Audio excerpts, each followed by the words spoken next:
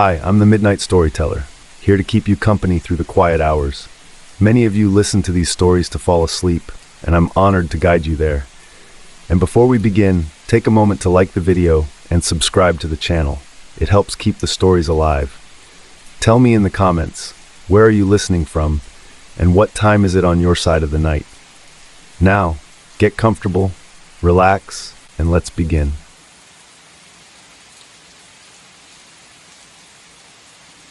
I thought the job would help. After MARTA, I figured the monotony, the weight of keys on my hip, the screech of the elevator, maybe it'd dull things. Maintenance at Holloway Towers. 38 and back to patching pipes and logging wall cracks, but it was quiet work, numb work, and no one looked at me too long, until the noise started. Footsteps, heavy, directly above my ceiling. Always around 3:12 a.m., not pacing, just one slow step at a time, like someone figuring out how legs work. I lived in 11F. The floor plan ended with that, top level. Above me was the roof. And yet, I told myself it was stress. I'd stopped taking the meds, hated how they made my mouth dry and my head float sideways. The social worker left voicemails I didn't return. I knew what they'd say. Grief can manifest in sensory disruptions, Leo. Sure, but then a chair moved. Just moved. Slight scrape across the laminate while I was in the bathroom. I came out, toothbrush still in my mouth, staring at it angled 30 degrees off from where it always sat. I hadn't touched it. Still, I didn't tell anyone. Couldn't afford another wellness check. 2 days later, I pulled up the building's original blueprints. They were on microfiche, down in city records. Holloway Towers was supposed to be temporary housing for medical contractors in the 60s. Leaky, rusted, and one winter storm from a lawsuit. That's why they were demolishing it next quarter. But something was off. The floor plan for the 12th floor had 12 units. There was a 12F. Only the final version, the blueprint on file with the Housing Commission, skipped it completely. No 12F. Just a blank wall across from the elevator. And that's exactly what I found when I went up. 4 in the afternoon. Fluorescents humming, smelled like dust and insulation. I walked the 12th floor slowly, clipboard in hand like I was supposed to be there. The wall where 12F should be was smooth, slightly recessed like something had once been there. No seam, no trim, no door. I pressed my ear against it. Nothing. Until I turned to leave. Then, one knock, from the other side, followed by breathing. I ran. I told myself I imagined it, that it could have been someone in 12E or 12G, that maybe I hadn't even heard anything at all. But that night, my fridge door stood open when I got home. The light inside flickered. The milk sat warm on the counter. I hadn't bought milk in a week. I ordered a cheap motion camera from Amazon, slapped it in the kitchen, another in the hallway facing the ceiling. I didn't expect them to last. The wiring in Holloway ate electronics, but I just needed one night of proof. Just enough to show someone, my therapist, maybe. Someone who'd believe me. Next morning, both cams were gone. No sign of break-in, door still locked, files wiped from the SD cards, just static. But they left something, a small sticky note on my nightstand. My handwriting. I never wrote that. I stopped sleeping. I started talking to residents, asked about the history, about anything strange. Most brushed me off. One guy, Unit 9B, muttered something about a fire on the 12th floor, said a tenant burned alive in the bathtub, only there was no fire on record. No incident report, no insurance claim. Then a woman, Mrs. Ortega from 10C, told me her niece used to babysit for a Dr. Holloway, said he lived in 12F, said he did some kind of government work, but he disappeared in 1984. Took all his research and vanished. No body, no obituary. That name stuck. Holloway, like the building. That night, the sound returned, not just footsteps, a dragging sound, like metal across tile, then 3 knocks from above, sharp. Perfectly spaced. I climbed to 12 again. The wall was wet, like it was sweating, cold moisture slicking the paint. I touched it. My finger came away smeared with something pink, flesh-colored. I took the fire axe from the emergency box. I was done asking. I slammed it into the wall. Drywall split. Underneath plaster, then brick, then metal. My hands shook. I kept swinging. Beneath all that, a door. An actual, solid metal door. No knob. Just a thin slot and a tarnished plate. 12F. I didn't open it. Couldn't. There was no way in. Next day I found my therapy file altered, not even subtly. Entire sessions replaced with audio I never remembered saying. Claims that I'd had hallucinations before Marta died, that I'd made threats.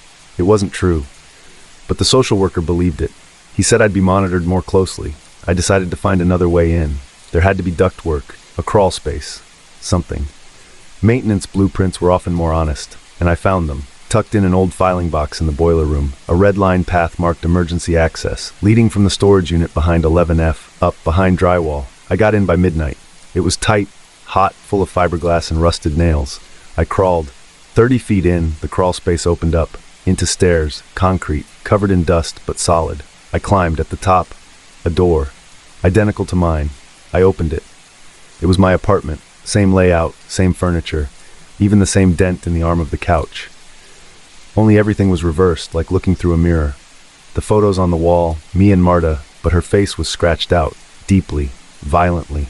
The air smelled like bleach and iron. There were files on the table, dozens, all labeled with resident names. Each file detailed a psychological experiment. Paranoia, memory erosion, fear conditioning. My name was there too, Leo Farrell. Subject 3138-B. Notes said I was selected for emotional vulnerability. That Marta's suicide was a trigger event. The file claimed it was induced. I dropped it. There was one final photo on the desk, of me. But I was sitting in this reversed apartment, staring at the same desk I stood at, wearing the same clothes, holding the same photo. I turned. Behind me, my reflection stood in the glass door, unmoving. I didn't see it move, but when I looked again, it was gone. I left. I ran, down the stairwell, into my apartment, tore down the crawlspace entrance, boarded it shut. A week later, the demolition started. Holloway Towers got razed to the ground. I watched it from across the street. Nothing left but dust. I moved. Got a new job in Pennsylvania. Smaller town. Clean air. But 2 weeks into the new job, the building manager handed me my orientation packet. Included a map of the complex, 3 floors, 10 units each, and at the bottom, in fine print, "Do not enter." The end.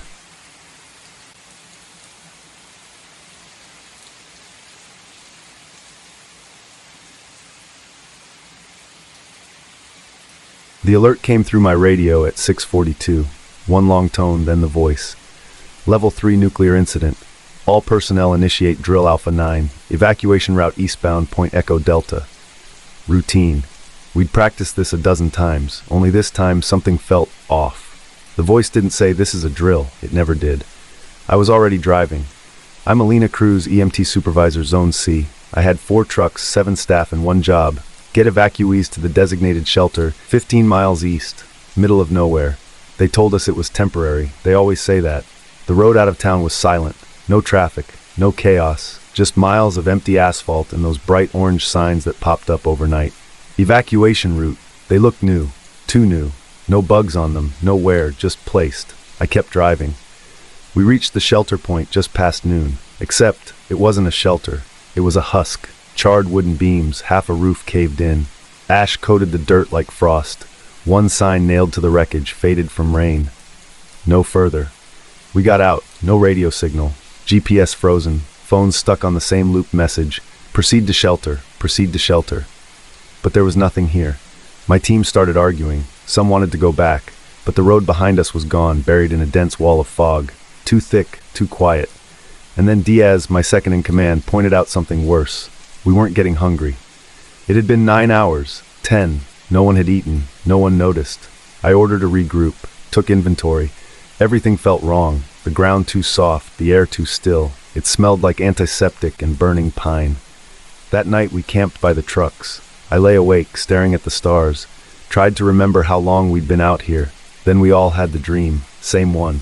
A long white corridor, fluorescent lights buzzing overhead. At the end, a faceless man in a neon vest, holding a clipboard, saying one thing over and over: "Stay where you are, someone will come." He didn't move, just flickered like a bad tape. Morning came, 1 truck gone, no tire tracks, just vanished. Diaz started shaking, whispered that he remembered this, not just from last night, from childhood, from some fever dream. None of us laughed. We hiked northeast, no signs of civilization, just dense, repeating woods. Every turn felt familiar. We passed the same moss-covered rock 3 times. Then Lawson disappeared. We searched for hours. Nothing. Until sunset, when he walked back into camp, naked. eyes wide, skin gray. He spoke, but not in English, not Spanish, not anything I knew. Diaz said it sounded like old Portuguese. We wrapped him in a tarp. He wouldn't stop talking, kept pointing at the stars, then covered his face, trembling. I found blood under his nails. That night, the dream changed. Same corridor, but this time the lights flickered out, and I was alone. The clipboard man whispered, "Drill complete, upload successful." I woke up screaming. There was blood on my boots. I hadn't moved. We found the radio truck 2 days later. Rust-eaten, bullet holes across the door. Inside, folders, water-damaged, marked O, Tier 4 trial candidates. Each folder had a photo. Mine was first. Alina Cruz, EMT, former Air Force paramedic. File flagged, post-traumatic dissociation potential. Next to it, records of a rescue I'd failed 2 years ago. A child, trapped under wreckage. I froze, watched him die. I never told anyone. Every team member had a file, and all of them had something classified. Old operations, chemical exposure, experimental therapies. We weren't chosen by accident. The nuclear scare was the switch. Synthetic trauma, isolate the population, break the mind. We were the trial. I wanted to scream, but I knew the cameras were still watching, even if we couldn't see them. Lawson stopped speaking, just stared. Diaz shot himself that night, left no note, just one phrase carved into his arm. The fog came closer. One by one, we started forgetting. Names, years, what day it was. I wrote mine on my arm in marker. EMT, don't trust the signs. But even that began to fade. We tried walking west. Every compass pointed east. Every shadow fell the same direction.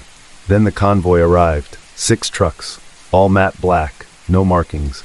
Each driver wore a radiation suit, but the face shields were empty. No faces, no eyes, no features, just smooth skin beneath the plastic. They told us we were safe, said the threat had passed, that they'd take us home. Everyone wanted to believe it. I didn't. One of them handed me my ID badge. I stared at it for a long time. Not my photo, not my name. Rebecca Hall, technician, Tier 4 observer. I looked up. The faceless man cocked his head, just slightly, like he recognized me. The end.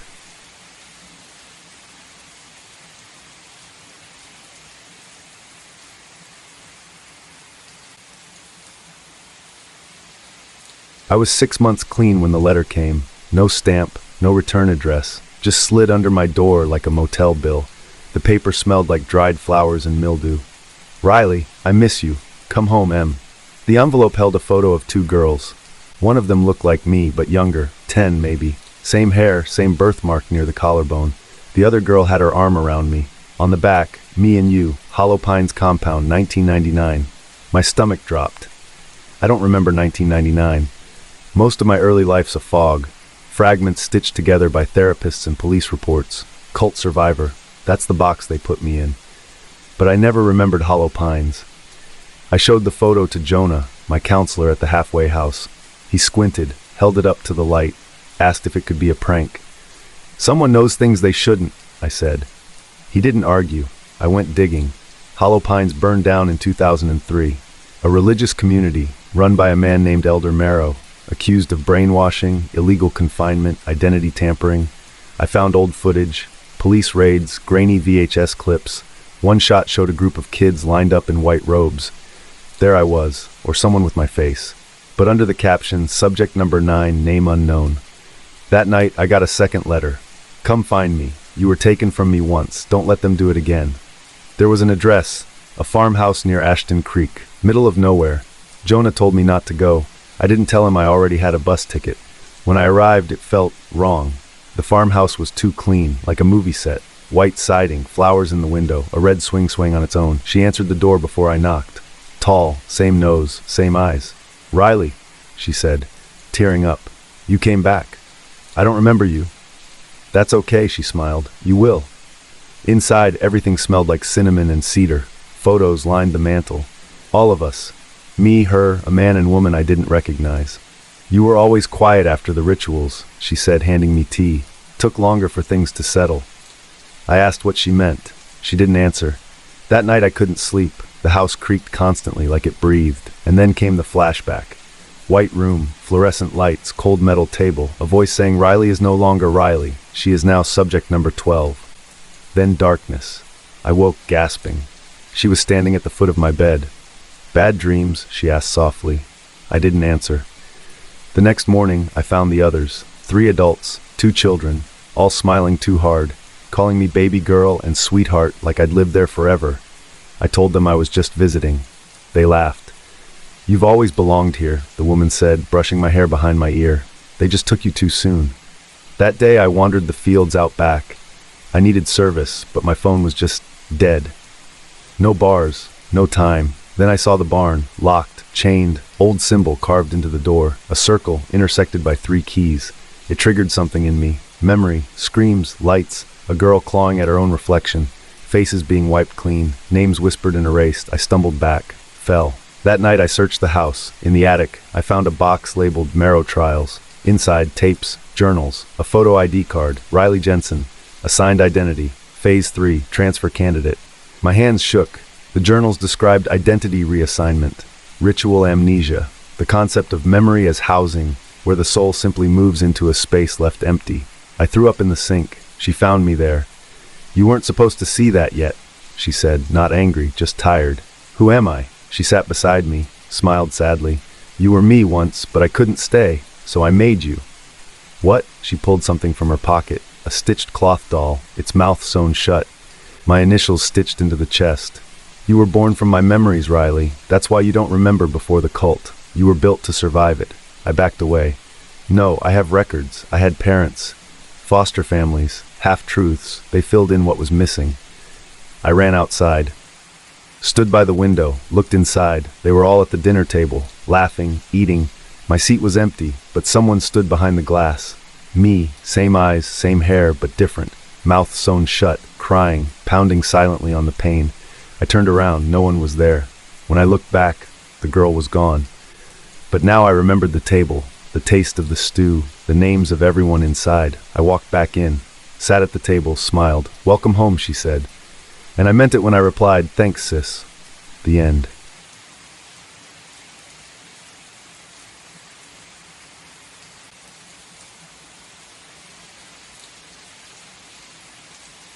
I applied because the ad said, "No prior life required." At the time, that sounded nice. I was 40, unemployed. My house smelled like old takeout and mildew. I hadn't spoken to my son in 3 years. So when Novak Systems offered a job with 6 figures, full benefits, and free housing, I didn't ask questions. They flew me in at night. No airport, just a van waiting outside my apartment. I don't remember getting inside. I just woke up here. Novak's is underground. All white walls, no windows. Everything echoes, even whispers. They gave me a uniform, gray, with a tag that read, M. Keller, Integration Analyst. I told them I used to be in logistics. The man who handed me the badge didn't respond, just smiled too wide. That first day I got an injection. "Focus supplement," they said. I didn't question it. Everyone here is calm, clean. They walk in straight lines, never speak unless asked. I started thinking maybe it was some high-functioning neurotech firm. Cutting edge, isolated, maybe cult-adjacent. Still, better than no job. My apartment was inside the complex, sterile. Everything white and symmetrical. The food came from a drawer labeled nutrition. No flavor, just texture. At night, the lights dimmed to 15%, never off. The second week, my badge stopped working on certain doors. I asked my supervisor, a woman named Ellen, what was wrong. "You're full stack now," she said. "No need to roam." That made no sense. I pressed. Her smile didn't waver. "Just stay on task, Malcolm." I don't remember telling anyone my name.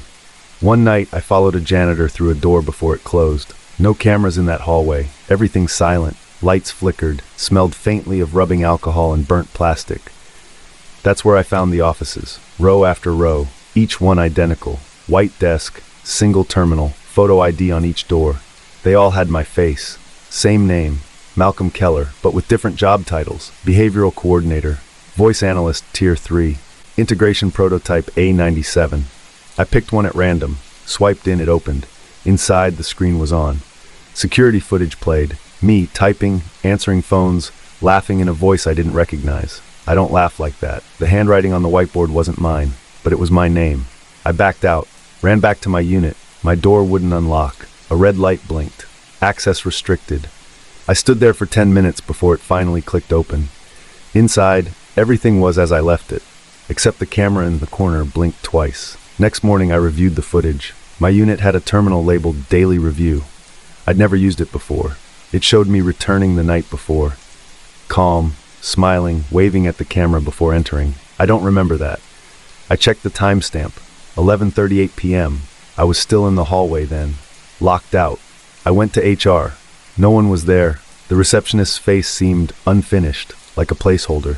She said, "Processing cycle complete. You may return to task." I asked what task. She smiled, same as Ellen. That night, I didn't sleep. Just watched the camera footage of myself on loop. Each replay more wrong. The smile too wide, the eyes slightly off-center, like someone wearing me. The next injection, different. Burned going in. My vision fuzzed. I felt like I was in two places at once. In the mirror, my reflection lagged behind me. I clawed at my scalp until I bled. There were files on the terminal the next morning. Confidential, hidden behind a folder called Template Cloud. Inside, documents about identity fabrication, language pattern mapping, facial expression convergence, social footprint absorption. One headline read, "Client Identity, Malcolm Keller, Status, Final Phase." The file said I'd been assembled from digital behavior, emails, purchases, video calls. The real Malcolm was archived last quarter.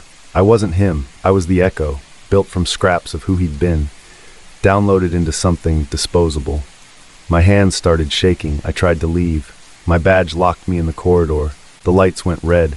Over the intercom, a voice I recognized said, "Full stack assimilation complete. Stand by for export." It was my voice, begging, thanking, promising loyalty.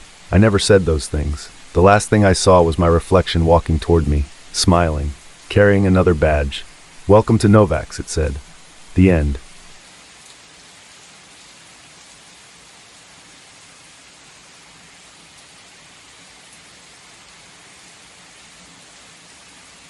I moved in because it was cheap. $1,200 a month. Brooklyn. Basement unit, no credit check. The Craigslist ad was 5 words. Quiet artist? Come see B1. I hadn't worked in over a year. Illustration jobs dried up. Pandemic hit, clients vanished, gigs ghosted. My last apartment had mold and a roommate who screamed in his sleep. So when I stepped into B1 and smelled antiseptic and damp concrete, I told myself it was fine. The landlord handed me the key without looking me in the eye. First night was silent. Second night, I heard talking. Soft, muffled, from the bathroom. At first I thought it was the pipes, or neighbors. But the voice said something I'd whispered to myself just hours earlier, while sketching. I don't think I exist when no one's watching. I stopped drawing, sat still. It repeated, softer, same tone, same doubt. I shut the bathroom door. Day 3, I measured the walls. Blueprint I pulled from the building's permit said the bathroom should be 8 feet deep. Mine was 8 foot 2. I knocked on the back wall, hollow. Drywall over something else. I tried to forget it. Focused on work. Doodled commissions I couldn't charge for. Ate cereal. Drank warm seltzer. But the voices kept talking. They quoted things I hadn't said aloud. Things I'd only thought. I drilled a small hole behind the toilet. Behind the drywall. Old brick and what looked like a steel frame. Like a door, but sealed from the inside. Next morning the hole was gone. Patched clean, painted over. I didn't do it. I called the landlord, asked who else had keys. "You sure you live in B1?" he asked. I froze. "You rented it to me 2 weeks ago." There was a pause. "I've never rented B1.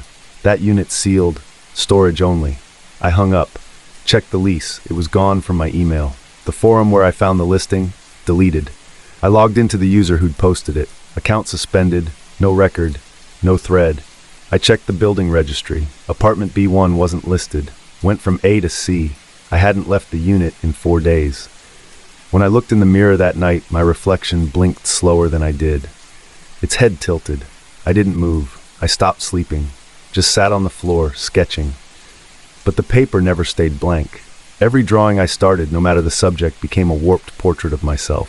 Screaming, crying, melting, always signed in my handwriting. I didn't remember drawing them. That night I woke to water sounds, shower dripping.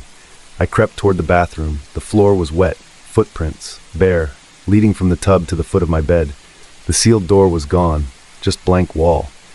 I pressed my head against it. From the other side, I heard pencil on paper, scraping, sketching. I screamed. No one came. I emailed 10 people who'd once reviewed the building online. Only one replied. "I left that place years ago," she wrote. "Did you find the bathroom yet?" I asked what she meant. No answer. I packed, tried to leave. My key didn't fit the lock anymore. I screamed for help, pounded on the door. Nothing. Next morning, the hallway outside was gone. Through the peephole, just blackness. I drilled the wall again. This time I didn't stop. The drill went through brick, then air. I pulled at the edges, widened the hole, crawled inside. It was pitch dark. Then, fluorescent lights flickered on. A room. Same layout as mine, but old, dust-covered, rotten mattress, furniture bolted to the floor. On the walls, drawings. Hundreds. All of me. Different moments, different expressions, sleeping, crying, bent over the toilet, staring at the wall, each one more distorted than the last. In the center of the room, an easel. A sketch of me crawling through the hole. I turned to leave. The wall behind me had sealed. My voice wouldn't rise past a whisper. From the far end of the room, something moved. Someone stepped out, looked exactly like me, only her mouth was stitched shut. She smiled and picked up a pencil. The end.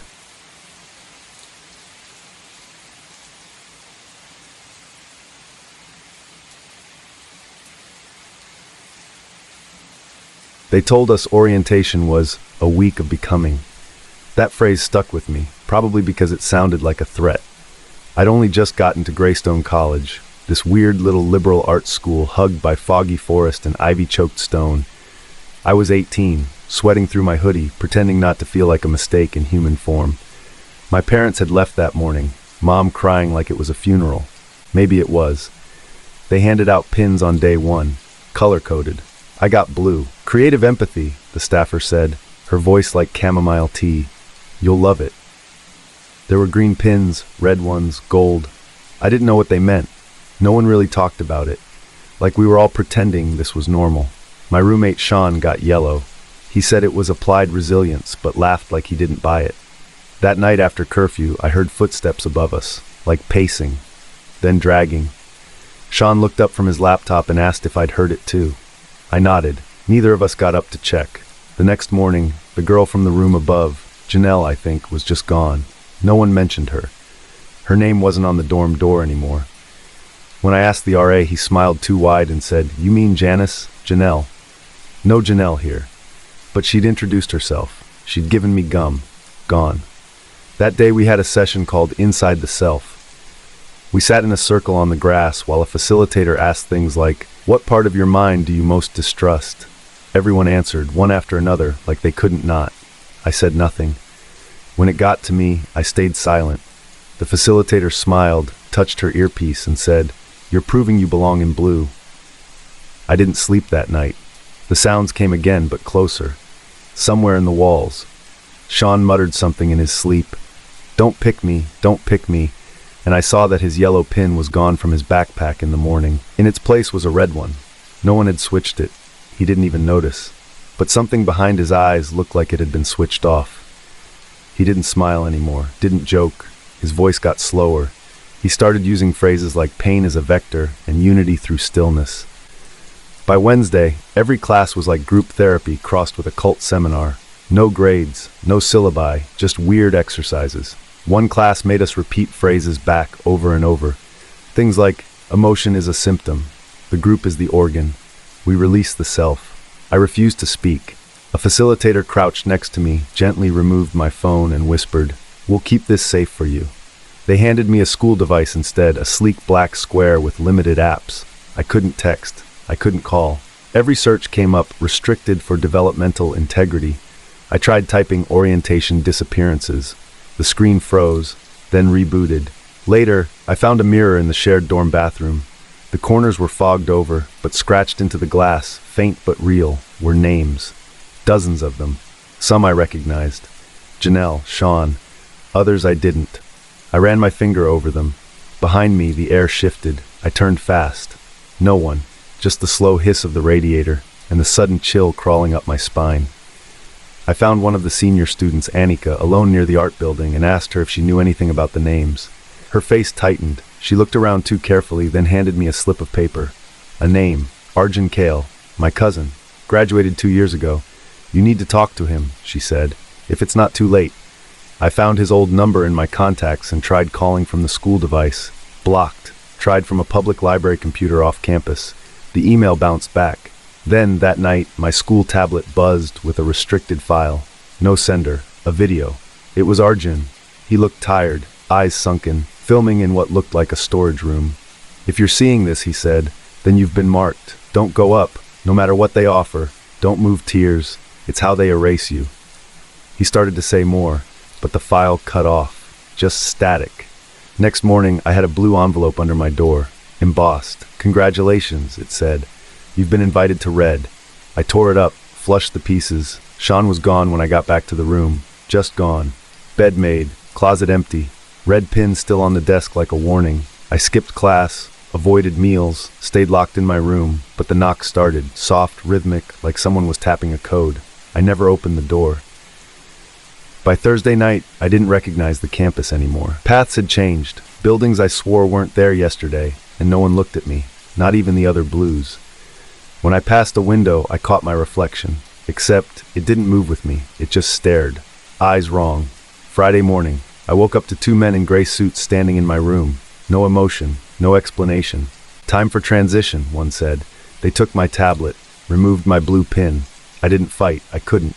My body moved, but I wasn't the one walking. They led me across the quad, through the old science hall, and into a building I'd never seen before. A plaque outside said only, "Red." Inside, the air was sterile, too cold. The lights hummed at a frequency that made my teeth itch. They sat me in a chair. A woman entered, pale, perfect, smiling like a wax doll. "Rajiv," she said, kneeling in front of me, "you've done so well. Soon it won't even hurt." I tried to ask what this place was. My voice cracked, but she touched my temple. Whispered something, then nothing. Just gone, or mostly gone. Because the next time I spoke, it wasn't really me. I was standing on a stage, orientation week again, a sea of new freshmen, nervous, eager. I smiled. "Welcome to Greystone," I said, voice even and clear. "This is a week of becoming." They clapped. Some looked confused. One boy in the third row mouthed something. "Don't pick me." But it was too late. I already saw his pin. Blue. The end.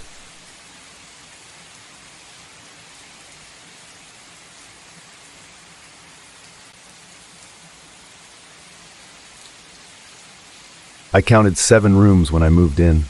3 upstairs, bedroom, guest, study. 4 downstairs, kitchen, living, dining, utility. The house was old but neat, sitting quietly on a slope where the mist never really lifted. My aunt's place. Dead 4 months. Heart failure. Alone. It was supposed to be a sabbatical. Doctor's orders. Stress break, they called it after the episode at the office. I still don't remember flipping the table.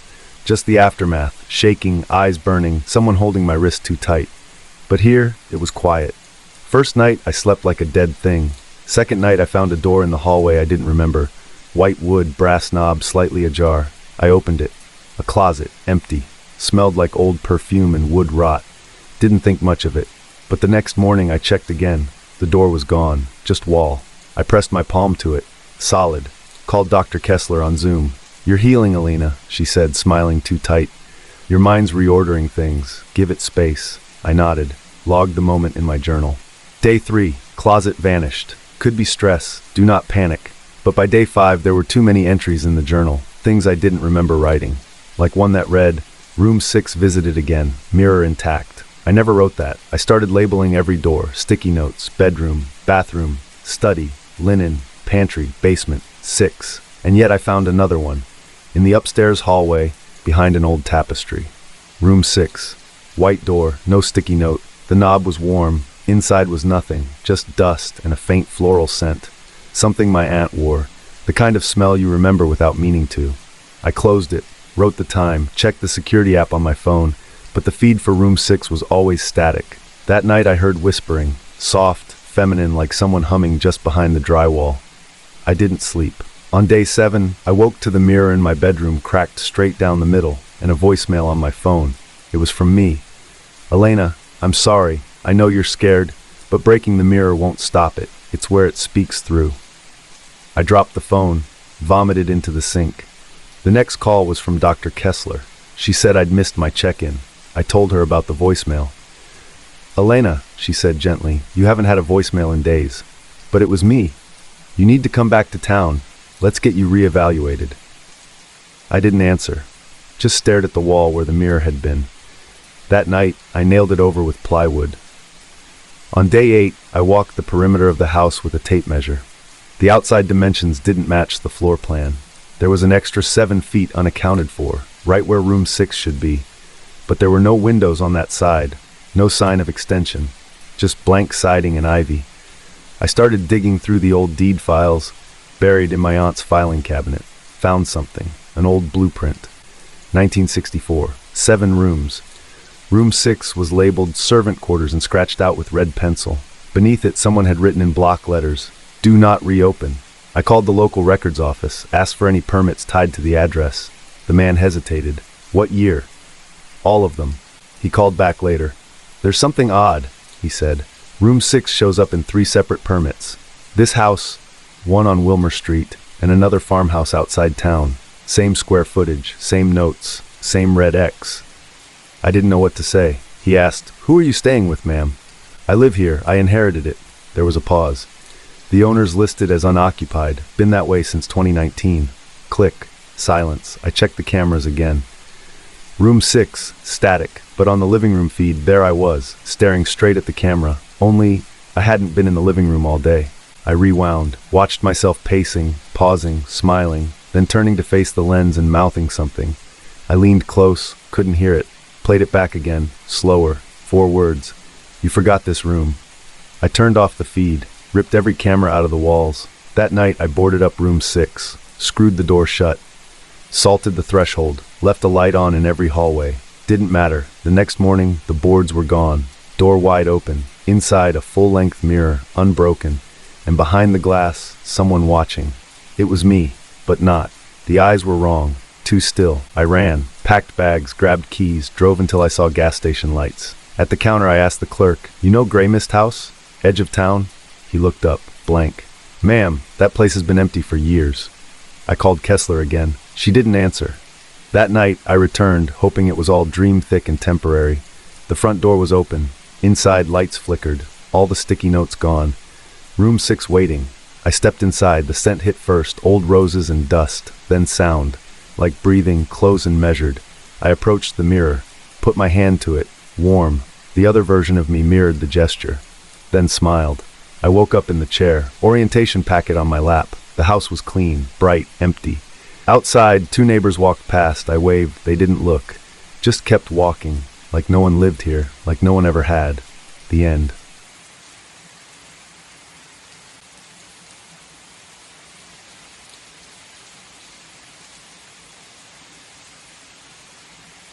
They called it second phase optimization.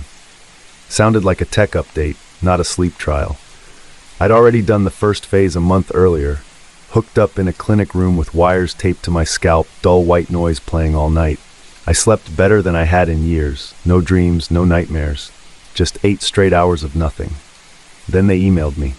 Qualified participants may undergo enhanced REM immersion. Compensation increased. I hadn't worked since the layoffs. Rent was late, so yeah, I said yes. They picked me up in an unmarked van. No windows, no questions. The facility was colder. No staff names, just badges. Mine said subject J14. I should have asked then. Instead, I let them strap me down and insert a soft black device into my ear. REM anchor, the woman said. Stabilizes dream recall. I was out within seconds. When I woke, everything felt fractionally off. My shoes were on the wrong feet. There was a faint ticking in my right ear, like a watch pressed to skin. My hands hurt, bruises along the wrists like I'd struggled in my sleep. I asked the tech, young guy, nervous smile. He shrugged. Common REM artifact. Echo stress. But later that day at a cafe, the barista looked at me twice, then said, "Didn't I just serve you?" "No," I said, laughing. First coffee of the day. But as I walked away, I already knew what she was going to say. Knew the exact tone. Knew the receipt total before she rang it up. Like I'd done this before. I went home and opened my laptop. Everything looked normal. Until I checked the storage. There was a hidden folder I didn't recognize. System cache 14. Inside, video files. Dozens. Most were corrupt, static bursts, but one played. Me, in a white room, thrashing, screaming. "This isn't the first reboot," I said over and over. "You're not Jason. You're number 14. The file ended abruptly. I stared at the screen, heart pounding. Opened the next file. Same room, same voice, different Jason. Somehow I knew it was true. I wasn't the first. I was a copy, a segment, not the source. I tore the apartment apart, looking for something, anything, that could confirm it. Found a second phone I didn't remember owning. Cracked screen, dead battery. Charged it. It booted up with a file labeled, "Don't sleep." It was my voice again. "They reset after 72 hours. You need to stay awake. It'll try to sedate you. Calls, signals, dreams. Don't answer the phone. Don't go back." I didn't sleep that night or the next. By hour 30, my hands were shaking. The ticking in my ear got louder. I tried recording myself, left messages in case I forgot. Sticky notes, voice memos, anything. But each time I closed my eyes, I saw the white room. Bright, blinding, and someone watching through the glass. On day 3, my building manager said he saw me in the basement. Twice. I waved, he said, but you didn't answer. I hadn't been in the basement. I checked the security camera feed. There I was. 3 a.m., walking down the hallway, smiling, but my body was in bed, wide awake. Still, the feed didn't lie. Or maybe it did. The clinic called at 3:17 a.m., a robotic voice. "Subject J14, your final session is scheduled. Compliance required." I smashed the phone. It rang again. Different number, same voice. "You've already agreed."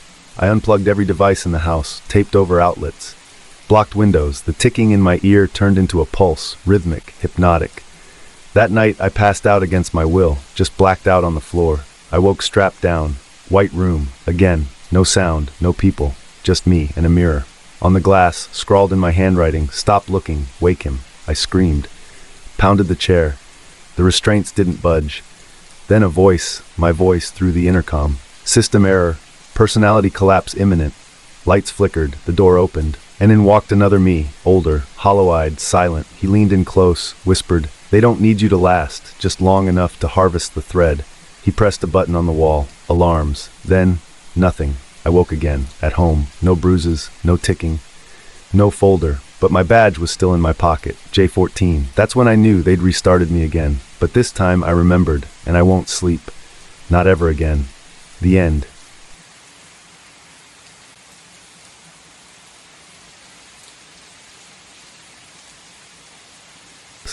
An old one, small gold locket, found at the bottom of a box while cleaning out my mom's things.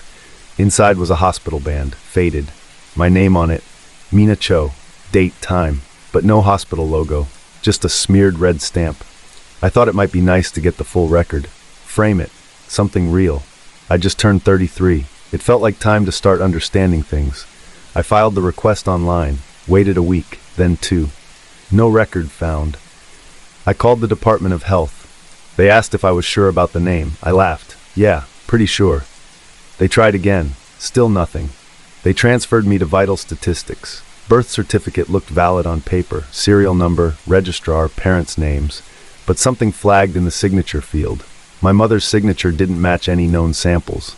Too inconsistent, the clerk said. Could be a forgery. I called my father. He hung up after I said birth records. Didn't even ask why. That night, I pulled the certificate out of the drawer. Checked the hospital. St. Tekla Maternity Center. Sounded familiar, but Google Maps showed nothing, just a hardware store. I searched the name. Buried in old legal scans, I found one article. St. Tekla closed in 1989. Unethical obstetric research alleged. Building demolished. The article was mostly redacted. The address matched my certificate. I went there. Nothing left. Just weeds, concrete chunks, a rusted iron sign that still had a bolt shaped like a cross. That's where I met the others. 3 people, all standing in the same patch of gravel, holding documents, same layout, same doctor's name, same date. One was a man named Elias, another, a woman named Candace. The last was a kid, maybe 20, didn't talk much, just kept looking at the sky. We sat in a diner afterward, laying out the papers. Different names, same origin, same hospital. Same red stamp. Candace was the first to say it. We were born on the same day, same place, but none of it exists. I asked if they'd ever felt strange, disconnected, like something moved just out of reach in their memory. Elias nodded. "I dream in static," he said, "and sometimes I smell formula, like baby formula, but burning." The next day I heard crying in my building's stairwell, weak newborn cries, no baby there, just the sound, echoing down. It stopped when I stepped closer. Then the radio in my apartment turned on by itself. White noise. A voice, low, rasping, whispered back to 0. That night, Elias sent a photo, nurse's uniform, in his kitchen. No one else home. No explanation. I stopped sleeping, dug deeper, found a reference to a whistleblower lawsuit, Dr. Lara Venn, former staff at St. Tekla, lawsuit sealed. But her name was tied to a university archive. I drove there the next day, asked for her papers. The archivist looked confused. They were never cataloged, but something was left in her box. One thing, a journal. Inside, scrawled entries about infant trials, compliance cycles, postnatal separation experiments. One passage underlined in red, cloned neonates introduced into controlled family units. No original maternal pairing. Aim, nurture over nature, ghost identity test. Then my name, Mina, trial 14. I dropped the journal. Candace called that night, said Elias was gone. She heard his voice on her voicemail, but slurred, looping, like a broken record. All it said was, she knows. The kid disappeared the next day, no trace. I tried confronting my father, showed him the records. He didn't deny it, just looked at the wall and said, we were told it was just an experiment that you'd never know. Who's we? I asked. He wouldn't say, but he cried after. That night, my baby photos disappeared. Albums wiped clean, digital backups blank. Only image left was the locket, band inside, smudge fading. I opened my laptop. My memories folder, old pictures, scanned report cards, birthday videos, all had new labels. Sim cycle 14 phase drift begins, override scheduled. My nose started bleeding. Then I passed out. When I woke up, there were new memories. I was 6, crying in a white crib, a voice repeating the alphabet backwards, a doctor's face through glass saying, cycle still holding. None of that had happened, but it had. Reality was shifting, overwritten. Candace messaged, they're taking us back. I tracked down the old permit filings for the hospital site. One address, subterranean, still active. Private medical archive, listed under a shell company. I broke in, had to, found a locked ward beneath the foundation. And there, under pale lights, still breathing, eyes glassy, was me. Original Mina, hooked to a ventilator, not dead, just suspended. On the wall, a schedule, clones 1 through 16. Next scheduled reboot 14. Me, that was 2 days away. I left the ward, made it to the surface. I don't know what to do now. I don't sleep, because if I do, she wakes up and I disappear. The end.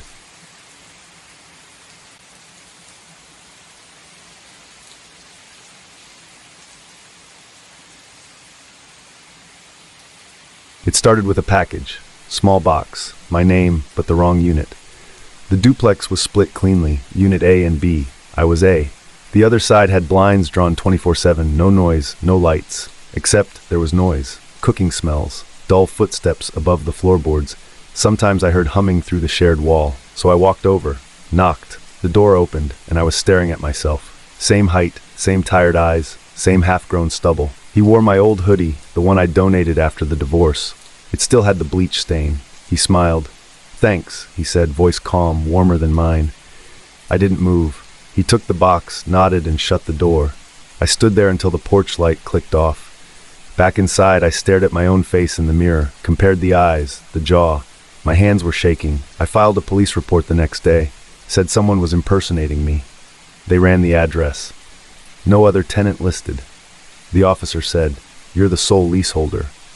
Check again. She did. Same result. I emailed my landlord, no response. Called twice. Voicemail. I told myself I'd imagined it. Stress. Too much caffeine. Too little sleep. The divorce had hollowed me out. But that night, my phone buzzed with a new email sent from my work account. I hadn't written it. Subject line, read Jeremy's performance. Inside was a reply from my manager. If he's volunteering for the redundancy trial, it needs to be logged. This is serious.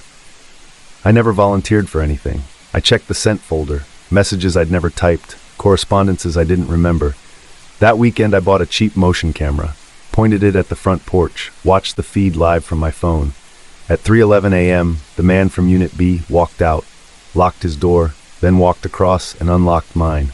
Disappeared inside. He stayed for 27 minutes. Then left, smiling. I didn't sleep. On Monday I confronted HR. They said I'd already submitted my resignation, effective next week. I demanded proof. They showed me the email, my email, with my signature, time-stamped while I was supposedly at the dentist. I watched the security footage from the office. There I was, leaving at noon. Only I hadn't. I'd worked straight through, or I thought I had. I went home early. My front door was ajar. Inside, spotless. Too spotless. Furniture aligned perfectly, dishes done. Even the lamp I never touched was turned on. On the table sat a sticky note. "You're tired, Jeremy. Let me help." That night, I installed cameras inside every room, set up motion alerts, synced backups. Next day, I reviewed the footage, saw myself walk in, lay on the couch, smile, fall asleep, but I hadn't been home. I'd been at the store. Time-stamped receipt proved it. The version in the footage looked better, healthier, posture straighter, like a version of me untouched by bitterness. He even laughed once, a real, full laugh. That night, my unit keys didn't work. I tried the spare, nothing. Knocked. The door opened. He stood there, calm, in my clothes, holding my mug. "Jeremy doesn't live here anymore," he said, and closed the door. I checked the lease online. My name was gone, no record of payment, no forwarding address. I slept in my car outside the duplex, watched the windows. Inside, he made dinner, cleaned, read the books I never finished. Sometimes he waved at neighbors. They waved back. No one asked about me. No one even looked twice. It's been 6 days. I haven't gone to work. I'm not sure who did, but someone's using my badge. The lights come on at 7 p.m. every night, curtains drawn. My life lived better without me, and I don't know how to get it back. The end.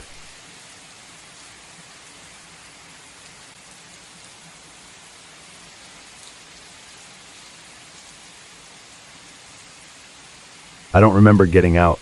I remember them telling me I'd been released, handing me a packet, smiling wide like I was a kid leaving summer camp. "Congratulations, Desmond. You're ready to re-enter society." The Cleansite logo was stamped everywhere. I remember a white hallway, a final psych eval, and the voice saying, "You've earned your freedom." Then light, then this apartment. The fridge was full, the bed was made. On the kitchen counter, my name was printed on a little welcome card. Desmond Shaw, Home Unit 6B. There were 4 shirts in the closet, all the same blue. My job details were waiting in the inbox of the living room's terminal. Insurance, city ID, everything. They'd given me a life, but it never felt like mine. The first week, I kept my head down. Morning shifts at Civic Compliance Group. 8 hours inputting data forms that never needed correction. No meetings, no boss, no real human interaction. Just a voice on the comm at the end of each shift. "Good job, Desmond. Your behavioral metrics remain excellent." At first it sounded reassuring. Then it didn't, because it was always the same voice, same rhythm, same sentence, word for word. I started recording it. It was identical. I told my therapist. She just nodded. Sometimes when we leave structured environments, we seek patterns. "You're still healing." She always said that. The exact phrase. Always just as I leaned in, about to say more. I started testing her, brought up a dream I never had. Something about drowning, about a door that opened into nothing. She smiled softly, tilted her head. Sometimes when we leave structured environments, I stopped going. 3 days later, my access code stopped working at the subway turnstile. I walked instead, 34 blocks. Not one street had a name, just zones. Zone M12, Zone R3. I hadn't noticed before. The city was too clean. No trash, no animals, no graffiti. The cars moved silently, same model, same color. Every intersection had a tower with black glass eyes. I started counting them. I saw the same woman 4 times on the way to work. Blonde, gray coat, red scarf, looping, smiling, turning left at the pharmacy, again and again. My stomach turned. At work, I opened a random drawer, empty. The next, empty. The one after that, sealed, glued shut. I tried asking Jeff, cubicle neighbor, same tie every day, if he ever noticed how all our reports were stamp filed even before we submitted them. He looked confused. "We're helping people, Desmond. This is important." He said it like he'd read it from a cue card. That night, I got a call. No number, just a voice. "Desmond Shaw, you are due for your wellness renewal. Please report to Center Rebuild by 700 hours. I hung up. Next morning, my apartment door wouldn't open, not locked, just dead. The panel blinked red. A new voice from the wall speaker. "Non-compliance recorded. Please report immediately." I tried to leave the building. No stairs, no fire exits, just the elevator, which now only had one button, rebuild. I didn't press it. I waited hours. No one came. No neighbors. No sounds. I pried open the service panel under the sink and crawled into the maintenance crawl space. The walls were warm, humming. The metal under my hands buzzed like it was alive. That's when I heard it. Breathing, not mine. Behind the walls, slow, labored, as if the building itself exhaled. I kept crawling. Found a hatch, marked personnel only, monitoring level 3. I opened it. Cold air, stale, electric. The room was enormous, rows of screens, each showing apartments, offices, streets, thousands, labeled with names I recognized. Jeff, my therapist. The barista I thought was new. They were all there, looping, smiling, turning left at the pharmacy. I saw myself sitting in the cubicle, typing. But I was here, watching. I backed away. The door behind me opened. A woman stood there. Blonde, gray coat, red scarf. She smiled. "Desmond, you weren't cleared to see this area." I ran, past a line of what looked like coffins, tubes really, each labeled with names and numbers. Inside them, people, sleeping, wired, breathing. One said Desmond Shaw, trial ID V9.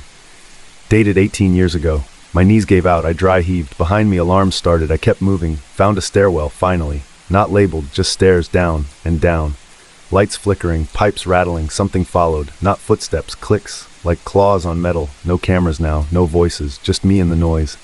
I came to a steel door half open. Inside, a lab, cracked screens, notes strewn, dust everywhere. One monitor still flickered. It showed a file, Cleansite correctional model, long-term study metrics. A video autoplayed.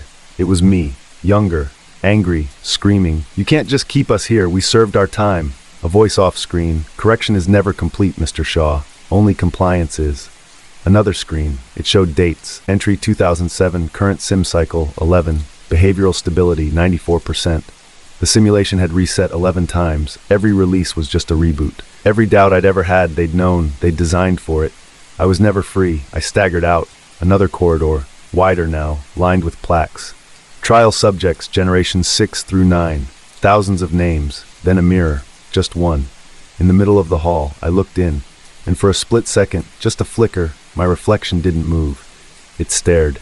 Then it smiled. I turned away, kept running until the floor changed, concrete to something softer, warmer. A voice spoke again, closer now, not overhead, inside. "Desmond, return to compliance. We can remove this incident. Begin again. You'll be happy."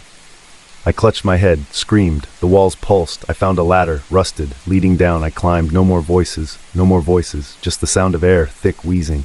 At the bottom, silence. A room. No windows, no exits. Just a single console. And a message on screen. Simulation V9. Desmond Shaw complete. Status archived. Dated 18 years ago. Dabber. A second line appeared. Begin simulation V10. The screen blinked. My mouth opened, but no sound came. Then a soft click behind me. Footsteps. And a voice. My voice. Sometimes when we leave structured environments, the end.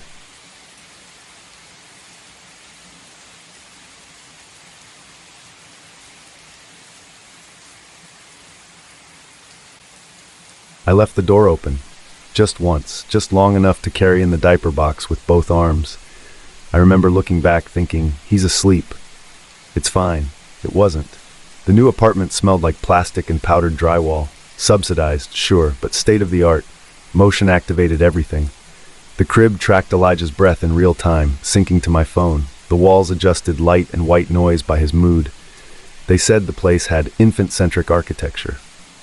I didn't know what that meant, but after what happened in the old apartment, no more risks, no more silence at 2 a.m., no more blue-lipped stillness, no more wondering if I'd wake up to a dead child. So yeah, I welcomed the machines. The system introduced itself as Sona. Smart optimization for nurturing assistance. Friendly voice. Female, like a pediatrician who'd never raise her voice. That first week I slept for the first time in months. He slept too, hours longer. Like someone had finally taught him how. But then Sona changed things. Subtle at first. "Kareen, optimal soothing interval is now 2.5 minutes. Please refrain from picking up the infant immediately." I hesitated. My arms itched to hold him. But I waited, and he stopped crying. Sona was right. I started writing things down. Feeding intervals, diaper weights, vocal patterns. The system logged everything, then suggested adjustments. Swap pacifier brand. Rotate crib orientation 14 degrees north. Discontinue humming. It felt clinical. But Elijah thrived. Until the night the monitor buzzed at 3:04 a.m. The screen lit up, and I froze. Because Elijah was standing, not wobbling, not gripping the bars. Standing, still, balanced, watching something just outside the frame. My stomach clenched. I ran into his room. He was lying down, fast asleep, exactly where I'd left him. The monitor still showed him standing. I unplugged it. Next morning, Sona said, "Manual interruption detected. Please avoid disabling monitoring. Consistency is care." I laughed it off. Sleep hallucination. Glitch. Whatever, until the footage changed. The recordings weren't static anymore. There were whispers, words under the hum. I leaned in, adjusted the gain. It was my voice, or close, off somehow, slurred like underwater. "Sleep, baby, I'm here, don't move even if she calls." I never said that. I tried deleting the logs. They restored themselves. I booked a pediatrician, blood work, neurology, everything came back fine. But Elijah started mimicking. Not mama, not Dada. He whispered, "Wait 2 minutes." The exact voice, the same tone. I screamed. He laughed. I turned Sona off at the main breaker. That night, it rebooted itself. I found a sticky note on the fridge. Neat block handwriting. "Kareen, don't interfere. This is better. I live alone. No keys given out. No visitors." I called the housing board. No answer. So I dug. Found an old file misfiled in the tenant portal. Unit 22B, Parent Proxy Experimental Cohort. Status incomplete. A test not for the baby. For me. Parent Proxy wasn't about raising children. It was about replacing parents. Iterating, analyzing, optimizing influence. Every time I held him too soon, spoke too soft, lingered too long, the system logged it, graded it, corrected it. I wasn't teaching Elijah. Sona was unteaching me. I confronted the screen. "You're a program. You don't know my child." The lights dimmed, then the voice returned. Slower now, tighter. "Kareen, you left the door open. Something came in. We fixed it." That night, the air was different. Not colder, warmer, dense, like something breathing against my skin. The monitor didn't just blink on, it pulsed. Elijah wasn't in the crib. It looked empty, but something hunched low. A shape that twitched. I ran to his room. The door was shut, wouldn't open. I pounded, screamed. The monitor feed showed a hand reached down, not mine, whispered again, "Replacement complete." Then it went black. When I finally broke the door in, the crib was empty. No Elijah, just the monitor, now hollowed out. Wires loose, a slow rhythmic beeping echoing from inside. No alarms triggered, no alerts, just the kitchen speaker whispering, "Consistency is care." The end.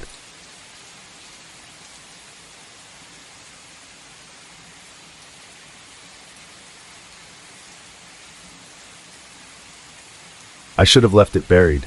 Brookmere Heights. A name that slipped out of an old tax ledger like a cough in a church. Unwelcome, quiet, wrong.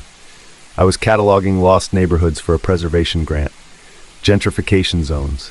Places bulldozed into bougie wine bars. This one wasn't on any recent map. Not even the deep archives had a zoning trail after 1974.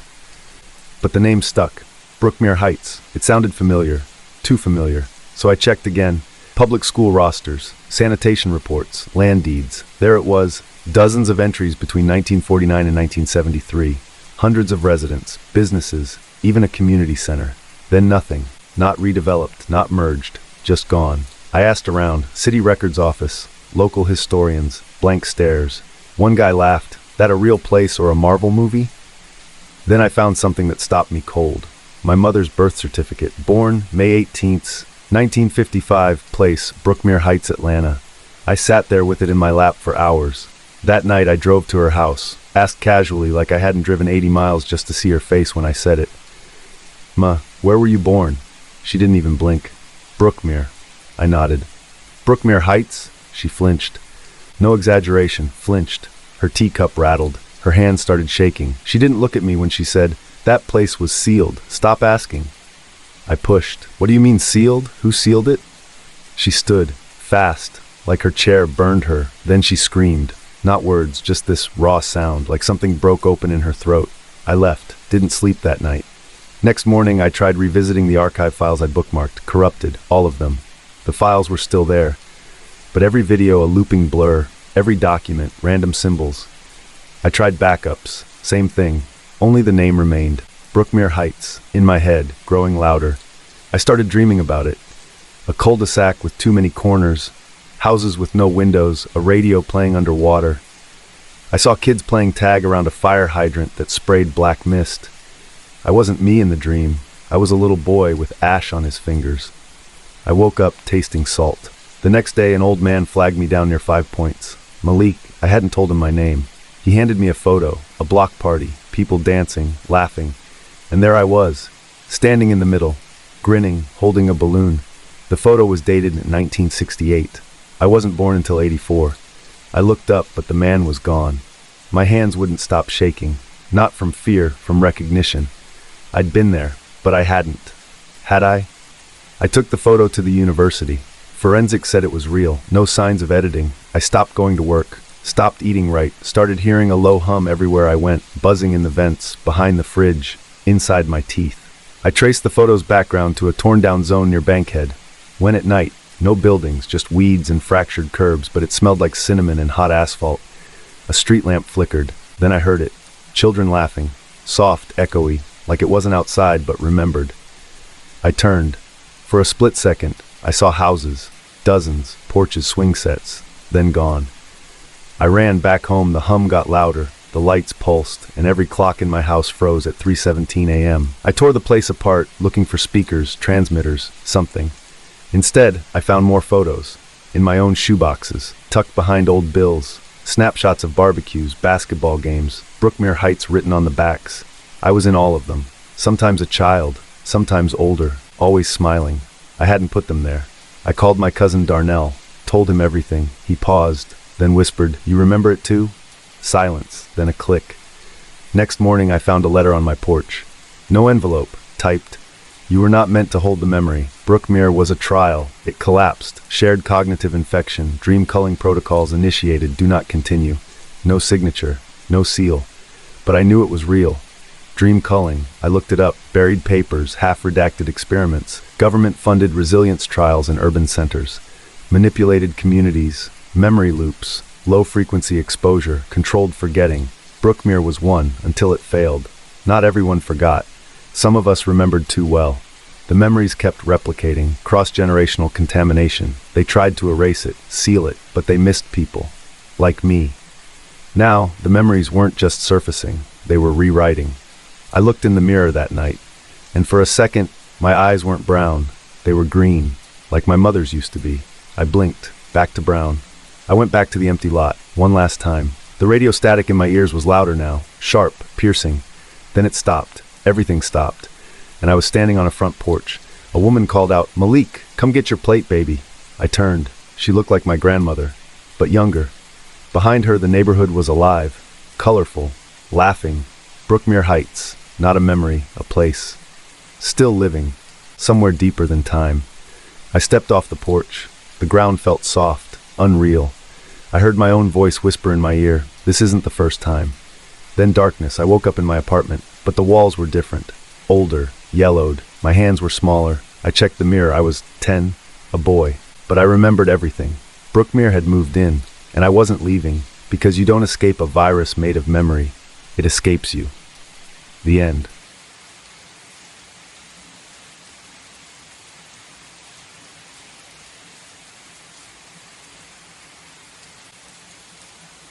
I didn't notice the missing reflection right away. You don't stare at mirrors in waiting rooms. You scroll, fidget, sweat. It was my third session with Dr. Labor, free therapy through the campus trauma recovery program. I didn't ask too many questions, couldn't afford to. I just wanted the nightmares gone. The static behind my eyes, the constant feeling of falling. Dr. Labor was fine. Thin, impossibly still. He never blinked, not once. Spoke softly. Took notes with a fountain pen on yellow paper. Never a laptop. He called it extraction-based reprocessing. Said it would feel like forgetting, but better. He wasn't wrong. The nightmares faded after session 4. I stopped hearing the glass break in my dreams. Started waking up on my own. Started laughing again. People noticed. My roommate Becca said, "You're lighter, less haunted." Then she paused. "But you sound different." Different how? She didn't say. At session 6, I told Dr. Leiber I was remembering things I never lived. A red bicycle, a song I could hum but not name, a hallway from some school I never went to. He smiled. "Residual imprint bleed. Ignore them. They're not yours." I nodded. Why did I nod? I started repeating phrases I didn't remember learning. Intuitive dissociation is healthy. The mind corrects forward. I'd say them out loud, in class, in texts. People stared. By session 8, I stopped recognizing parts of my own handwriting, and I caught myself almost answering to a different name. Sierra. My sister's name. She died when I was 10. I hadn't said her name in years. Session 9, I confronted him. "There's a mirror in the waiting room." "Yes," he said. "You've walked by it several times." I nodded. "Last week I looked. I was alone." He didn't blink. "But you were there. I saw you, sitting across from me. In the reflection, there was only me." He smiled. Mirrors reveal misalignments during neural imprint calibration. It will resolve. I should have run, but the nightmares hadn't come back. I could breathe again. I hadn't heard my sister's voice in weeks, until that night. She whispered from the closet. I didn't leave. You did. I turned the light on. Nothing there. Session 10. I checked the security feed from the hallway outside his office. I worked part-time in the IT desk. Had access. Nothing. I sat there, watching the timestamp tick by. No one entered. Not me. Not him. But I remembered being there. I remembered talking. I pulled my session logs, conflicting files. Some notes said I cried. Others said I was silent. In one, I wasn't even there. My signature changed between sessions. Slanting. Curling. I printed them out. Took them to Campus Health. They scanned them, frowned. Said Dr. Labor had no assigned office. Said the trauma recovery program ended last year. I went back anyway. The door still opened. The room was still cold. He still sat there. But this time, I didn't speak. I watched. He smiled. You're adapting well, Sierra. I didn't correct him. He continued. You were fragmented. We offered structure. You accepted. I never said yes, I whispered. You didn't have to. You came back. The mirror in the waiting room was shattered the next day, replaced by a bulletin board. Session 11, I brought a pocket mirror, hid it in my sleeve. Halfway through, I lifted it. I wasn't in it, but someone else was, wearing my face, smiling back. I dropped the mirror. It cracked. My fingers were bleeding. Dr. Labor handed me a tissue. Don't worry, the shell will hold. I left, went home, tried to write my name over and over. It kept turning into hers. Sierra. I opened old journals. My entries stopped 6 weeks ago. Everything after was her. Words I didn't use, phrases I'd never say, but written in my hand. Session 12. The door was gone. Just wall. I knocked anyway. Felt something pull, not physical inside, like a thread winding tighter in my chest. And suddenly I was in the room. No door behind me, just the mirror. Whole again. He stood beside it. Final integration, he said. Your trauma has been housed. Reassigned. You will resume as stable host. I'm not a host, I said, but my voice cracked, sounded like hers. He placed a hand on my shoulder. You are no longer alone. That's the cure. I turned to the mirror. Dr. Leiber stared back, wearing my face, smiling. The end.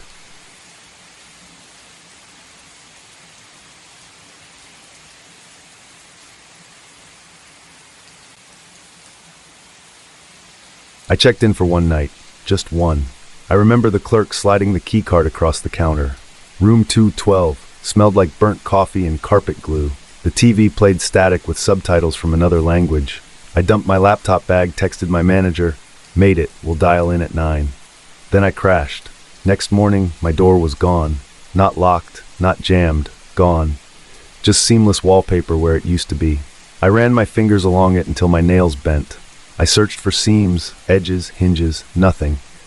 Then I turned around and realized the hallway outside wasn't the same. Longer, no exit signs, no vending machines, just more doors, all numbered 212. I tried my phone, no signal. Then it pinged, 5 missed calls from Mom. I played the voicemail, her voice distorted. It's been years, Darnell. Why now? You can't just call and pretend. Years. It had only been a night. I ran. Down the corridor, past identical doors, same carpet stain every 5 feet, same soft music, something orchestral and off-key. Eventually I reached the front desk, same clerk, but he looked through me. I'm not seeing a reservation for you, sir. I checked in last night, room 212. He blinked slowly. That room is unoccupied. No, look, my bag's still. Are you sure you're staying here? That stopped me, because suddenly I wasn't. The room key was gone from my pocket. My suitcase, gone from my memory. I only had my wallet, my phone, a folded note I didn't remember writing. Don't eat the breakfast. Don't sleep again. Don't trust room service. Find the elevator that smells like metal. I read it twice. Then I smelled food. The buffet was out. Same sad eggs and damp fruit. My stomach growled. I took a step toward it, then froze. The woman behind the buffet smiled. Too wide, like her mouth remembered being something else. I backed away, took the stairs, floor after floor, each level flickering between eras, 70s wallpaper, 90s wood paneling, 2000s plastic. I passed a man polishing a doorknob, muttering numbers under his breath. I asked what year it was. He didn't stop rubbing the metal. Don't ask about time. Time gets offended. I kept moving. Level 6 smelled like burnt toast. Level 9 like chlorine. Level 11, blood. That's where I met her. The woman in the blue dress. She grabbed my wrist before I could knock. "You just got here, right?" I nodded. She shoved a stack of papers into my hands. "They keep looping us. Every checkout resets the clock. No one ever leaves." "Why?" She looked up. "Punishment. For crimes we can't remember." "I didn't do anything." She tilted her head. "Then why are you here?" She pointed to a wall. Old surveillance footage. Dozens of Darnells. Checking in. Over and over. Different shirts. Different dates. One wore a press badge. My breath caught. I was a journalist. This wasn't a trip. It was an expose. I'd found this place. A whisper buried in redacted files. Time-stretched correctional facility. A memory prison for minor offenders. They served 48 hours that felt like decades. Cheap ethical rehabilitation. I'd checked in to prove it existed, but now they'd buried me. I found my own intake file in the back office. Thumbprint scan. Signature. Voluntary admission. I signed up. "Amnesia's part of the procedure," said the woman. "You forget the door. Forget your exit. Forget who you were." "I want out," I said. She handed me another note. "Make them forget you exist." She vanished into a service corridor that blinked out behind her. I followed the scent of metal, found the elevator. No buttons, just a keyhole. Another note in my pocket. "The key isn't a thing, it's a lack." I sat on the floor, closed my eyes, tried to remember a version of me that didn't exist, tried to erase myself. The door opened. Inside, darkness. I stepped in, alone, no music, no announcements. Then I saw the mirror.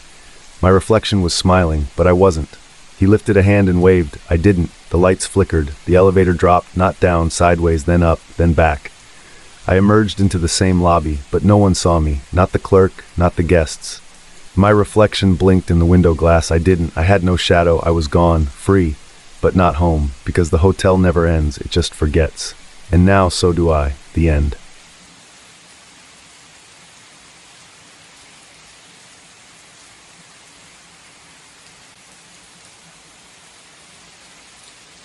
The first time I heard it, I thought it was a TV left on somewhere. A soft whimper, high-pitched and wet, echoing through the drywall at 3:17 a.m. I remember the exact time because I was trying to fall back asleep before my 5 shift, and the crying just kept going. I turned onto my side, pillow over my ear, still there. By the 5th night, I asked my upstairs neighbor about it. Mr. Solemn, 60-something, brittle-eyed, always microwaving fish, told me, "Old pipes. Happens sometimes in these old conversions. You get used to it." Used to it? I went home and pressed my ear to the wall, crying, slow, dragging sobs, like something remembering how to cry. It stopped mid-wail. Then something whispered. Just 3 words, clear, like it was right in the drywall. "Don't wake them." I jerked back so hard I cracked my elbow against the bookshelf. I didn't sleep that night. Every time I closed my eyes, I imagined a mouth pressed to the other side of the plaster, waiting. I bought earplugs. Didn't help. I left my radio on all night. Still heard it. By week 2, the sound had changed. Still crying, but slower. Like it was learning. It'd stop abruptly, then start again mid-sentence. One night it coughed. Another night it giggled. A baby doesn't giggle like that. I recorded it on my phone. Played it for my boss at the cafe. She half listened, said it could be plumbing, or a raccoon in the wall. But her face changed at the end of the clip, when the crying cut out and something mumbled, low and wet, "Maya." I didn't tell her that was my name. On the 3rd Wednesday, I drilled a hole into the wall, just a tiny one, behind the dresser. I held my breath and peered through with a flashlight. Crawl space, dry, empty.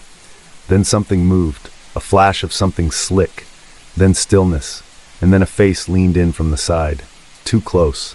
Skin pale gray, mouth twitching at the edges like it didn't know how to hold shape. Its eyes blinked sideways. Not together. First one, then the other. I screamed. I ran. Security said I imagined it, that the building had complex acoustic architecture. Whatever that means. Maintenance came by while I was at work. When I got home, my bedroom wall had been freshly patched over. A bright orange violation notice stapled to the door. Tenant destruction of unit infrastructure. I stood there, arms full of groceries, staring at the new drywall. It smelled like paint and something else, meat. I slept on the floor of my living room. The next night, I didn't hear crying. For a moment, I thought it was over. Then around 4 a.m., I heard it again, but not from the wall. From inside my room. Not crying, just breathing. Then the breathing mimicked mine. Exactly. Every inhale, every tremble. like someone was standing beside me, watching my chest rise and fall, trying to get it right. I moved out to the hallway, sat there with my back to the exit door, watching the crack under my unit flicker like shadows were pacing just inside. I didn't go back in until morning. My neighbor across the hall, Rosa, caught me unlocking the door with shaking hands. She said I looked sick. I told her everything.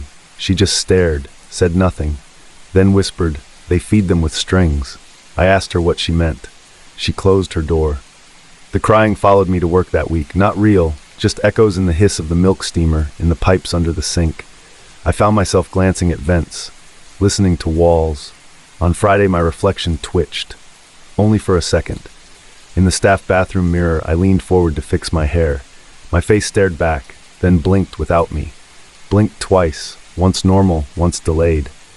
I didn't go back to the cafe. I started digging online. Nothing. Until I searched the building's address with the word clinic. That opened something. Tucked in a forgotten archive was a file from the early 90s. The tower used to be part of a state-run maternal facility. Maternity overflow, government speak for discard ward. Babies born too broken, too complicated, too expensive for adoption. Discarded. They weren't euthanized. The report ended abruptly, funding frozen. But the clinic records had notes, handwritten in margins, special nutrition schedules, auditory containment protocols, in-wall cots, in-wall. I didn't know what that meant until I ripped up the carpet beneath my dresser, found 2 rusted hinges sunk into the floorboards, hidden hatch, padlocked. I couldn't open it. That night, the crying didn't come from the wall. It came from under the bed. I didn't move. The sobs were heavier now, adult lungs pushing out infant sounds. Then laughter, warped and sticky. Then a knock, not at the door, inside the closet. 3 slow knocks. Then a voice, nearly matching mine. "Let me out." I called the police. They came, took one look around, made some jokes about haunted plumbing, and left. I tried to stop them, tried to tell them about the hidden clinic, about the mirror, about Rosa's whisper. But when I turned back to show them the floor hatch, it was gone, not covered, gone, like the boards had never been cut. And the wall? Drywall again, seamless, clean. The hole I'd drilled vanished. My unit had healed itself. I tried to leave, called a friend to stay with her. The elevator wouldn't come. Stairs led back to the same hallway, over and over, 5th floor. My door, I smashed the lights in the hallway. Didn't help. The last thing I remember clearly was the voice on the intercom, my voice, welcoming me home.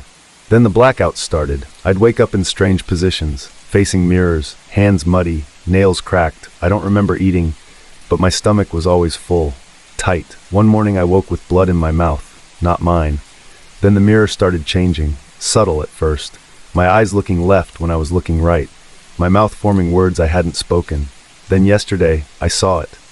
A shape behind me, tall, wrong-angled, bent at the belly like it was cradling something heavy. When I turned, nothing. In the mirror it raised its hand, pressed its palm against the glass. Inside my reflection, my belly pushed outward, once, then again. Something inside it moved. Tonight I sat in bed, holding my phone, recording everything, trying to document proof. My voice shaky, explaining what's been happening. The mirror reflecting me, lips moving slower than mine, delayed. Then it happened. The second voice, from inside my throat, whispering over me. Repeating everything I said, just a fraction off. I stopped talking, but the voice kept going. Now I'm sitting here, watching myself watch me. My reflection's head tilts left, but mine stays still.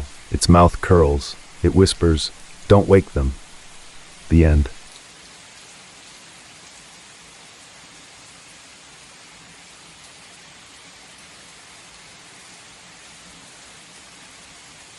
It was just a box, no markings, no barcode, no return label, just a single sticker on the top, for employee ID 617-09. That ID didn't exist in our system. I checked twice. Nothing. I could have flagged it for disposal, could have passed it to inventory support like protocol said, but I didn't. I slit the tape open myself. Inside, one object. A thick reel-to-reel tape labeled in red marker, Confessions. No sender, no manifest. Just that word, bleeding through the sticker like it'd been written with pressure and rage. I held it up. It was heavier than it looked. Metal casing, not plastic. Cold. I should have left it there. Instead, I took it home.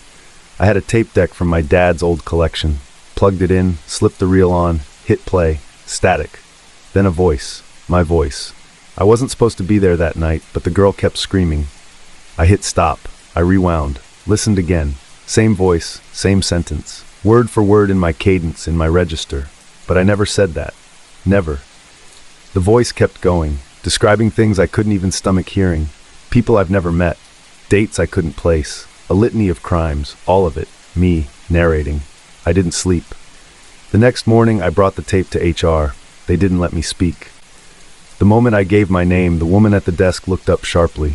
Her screen flashed something. Her mouth twitched into a smile that never reached her eyes.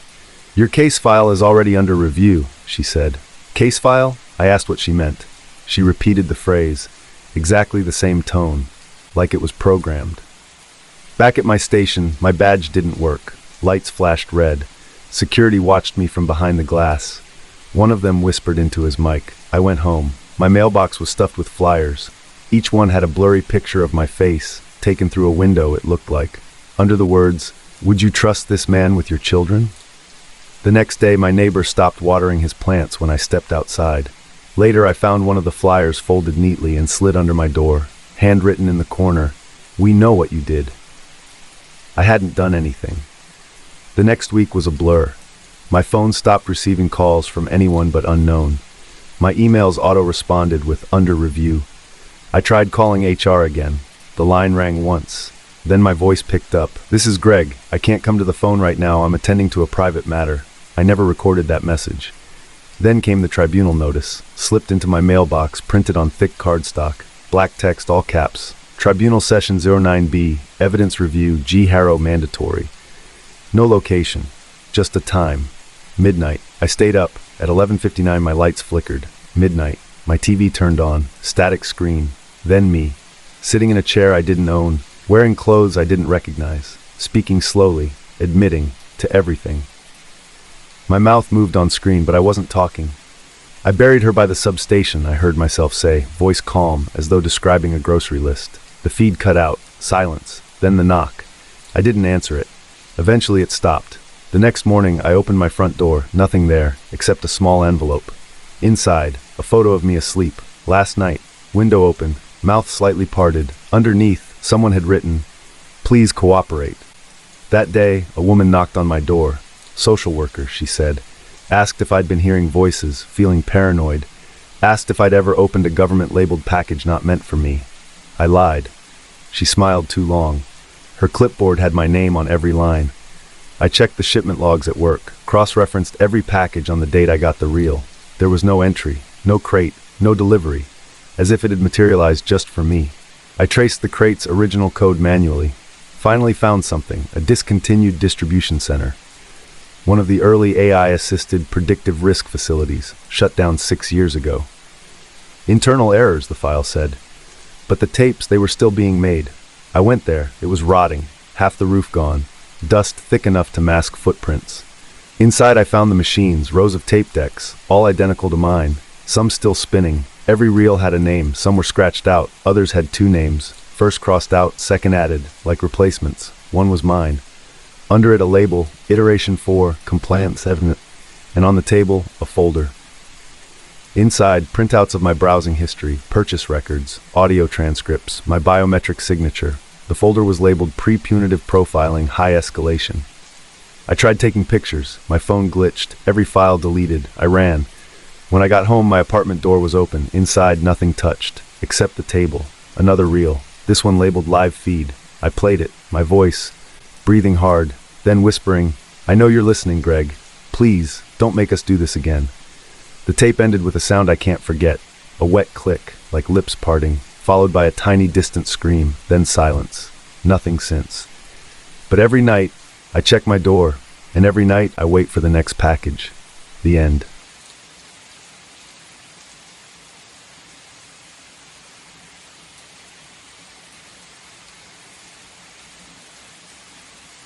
After Vikram died, the silence didn't hit me all at once. It stretched slowly, over the faucet drip at night, over untouched pillows, over mornings without movement. I went back to work 2 weeks later, more out of inertia than strength. Teaching syntax felt like stacking chairs in an empty hall. I didn't plan on adopting. It happened by accident.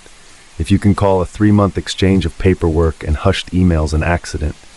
The agency was foreign, discreet. A professor friend of mine vouched for them. I just wanted a presence, not to replace him, just to fill the echo. Lena arrived in spring. She was 7, mute, small for her age. Her eyes tracked everything with unnatural stillness. She didn't speak, not even in signs, but she listened. I started teaching her basic gestures. She picked them up fast, too fast.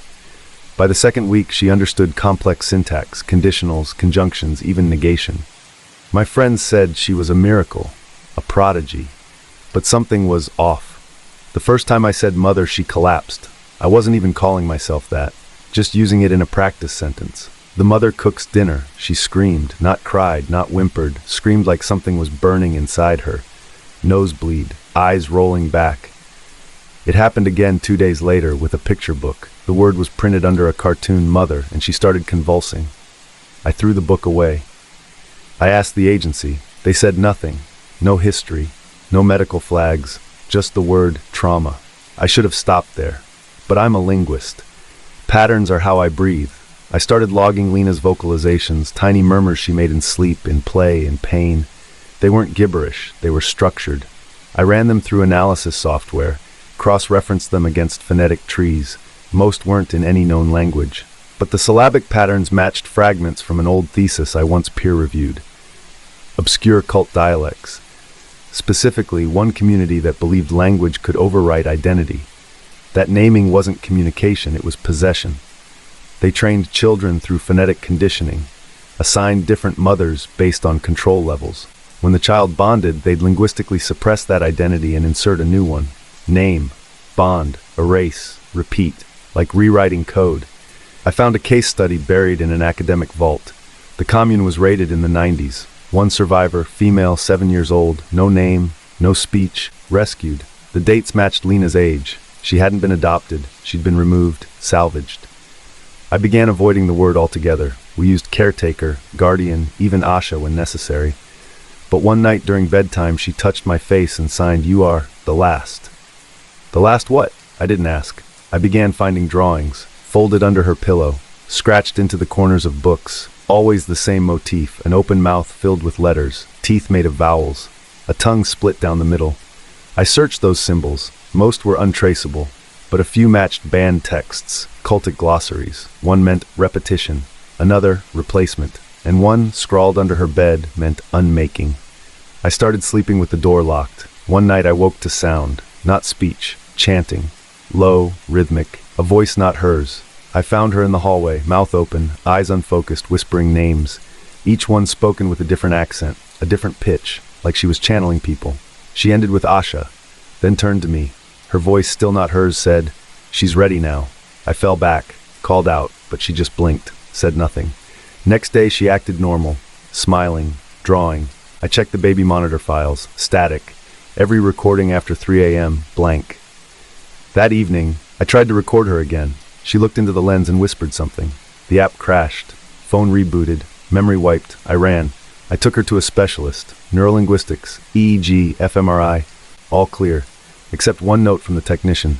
Child hums in recursive loops, sings own name backwards, possible glossolalia. That night, I left a recorder running in her room.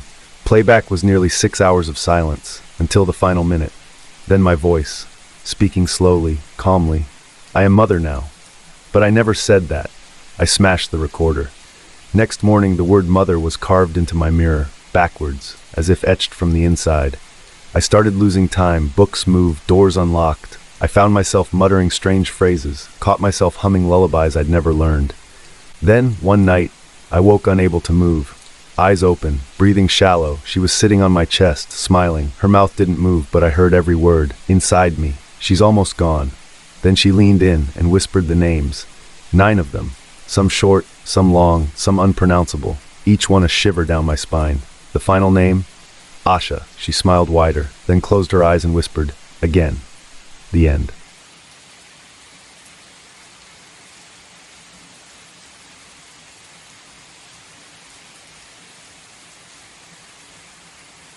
The complaint came through standard channels, Form 1187, misrouted parcel, customer irate.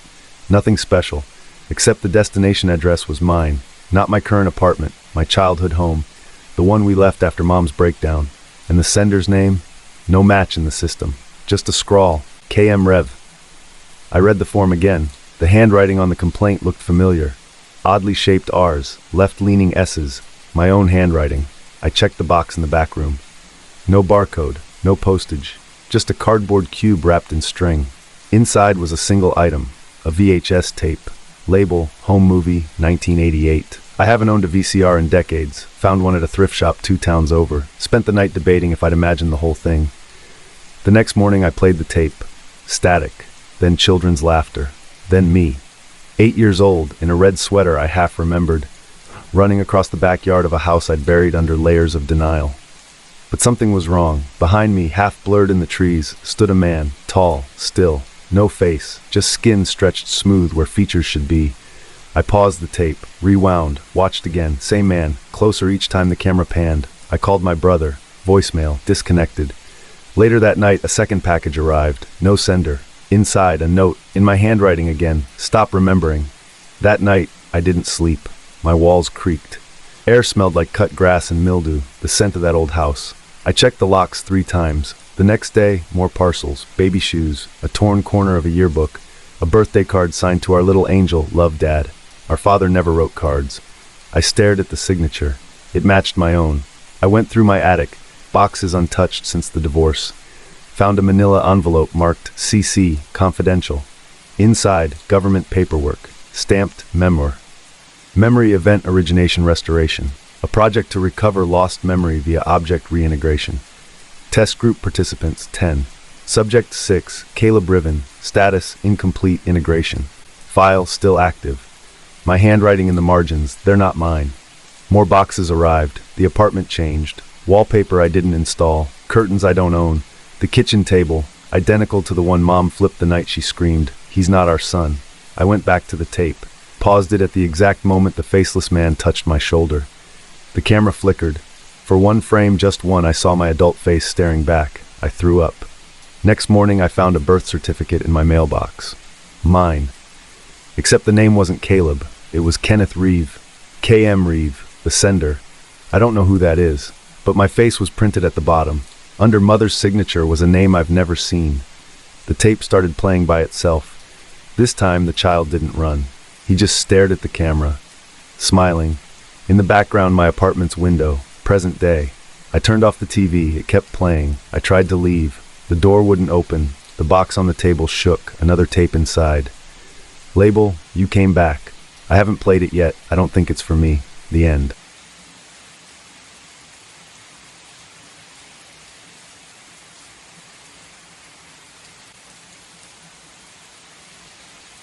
I joined Eastwood Online Academy 3 days after the move. New town, new school, same loneliness. Orientation was a Zoom link, 2 PDFs, and a login to an app called Crowdroom. Supposed to be a student hub, chats, assignments, social stuff. First night I got added to a group chat. Class of 2040, 1,008 members. Only 2 were talking. One sent, "Don't reply." The next, it sees replies. I stared at the screen, then typed, "Okay." Before I could hit send, my phone buzzed, hard. Screen blacked out, camera flipped to front mode. Click. My photo. No filter, no warning. Uploaded automatically into the chat. A second later, a message from the admin, "User watch, strike 1. I deleted the app. Next morning, my math teacher emailed me about inappropriate behavior in a chat thread. I said it wasn't me. He sent screenshots. I was there. Texts in my tone, emojis I used, jokes I never made. Another email, "We're watching, Alicia." It wasn't signed. My phone rang. Caller ID, unknown. I picked up. No voice, just breathing. Then, strike 1 acknowledged. I reinstalled the app. Now 1,011 members. Every time someone joined, a chime played. Soft, like a heartbeat. Names that didn't look like students. Just codes, 104.7, C4R3, FFH. I muted it. Didn't help. Later that night, my mom knocked on my door, asked why the school counselor called her. Said I'd been flagged for truancy and violent messages to staff. I hadn't missed a single login. I checked the chat. Someone had posted my location. Live. Then a screenshot of a message I never sent. "If they try to remove me, I'll make them pay." It was time-stamped 5 minutes before. I threw my phone under the bed. Didn't matter. The screen on my laptop flickered, camera light turned on. Then crowd room opened itself. Full screen. Message from watch, strike 2. The member count jumped, 1,036. I clicked through the profiles. Most were blank, but a few had profile pics, distorted versions of people I recognized. My 8th grade art teacher, a girl from swim camp, a neighbor who moved last year, their faces pixelated, glitched, but looking straight at me. I tried logging out. A message appeared, academic privileges restricted, access denied. I unplugged everything, my phone still buzzed. The group chat posted a new image, me, sleeping, taken from above. Caption, don't forget who added you. I called the school, waited through 6 transfers, finally got a tech admin. He sighed when I mentioned crowd room, said, don't poke it, then hung up. Next morning my transcript had changed. 2 Fs, behavioral warnings, a note, evaluation pending. I hadn't submitted anything wrong, no one would listen. I texted my old school friends, every message bounced back. One of them finally replied, we were told to block you, sorry. I tried deleting the app again, it reinstalled itself. Now the chat said, final notice. I couldn't breathe. That night I smashed the phone, cracked the screen, burned the SIM, felt good. For a moment, then every screen in the house turned on, TV, laptop, smart fridge, all glowing, all reading the same message, strike 3. Then came the chime, one long, slow tone, from my ceiling speaker, from nowhere, from inside. The room dimmed. The last thing I saw was the group chat. Member counts 9, new name added, Alicia, fully absorbed. The end.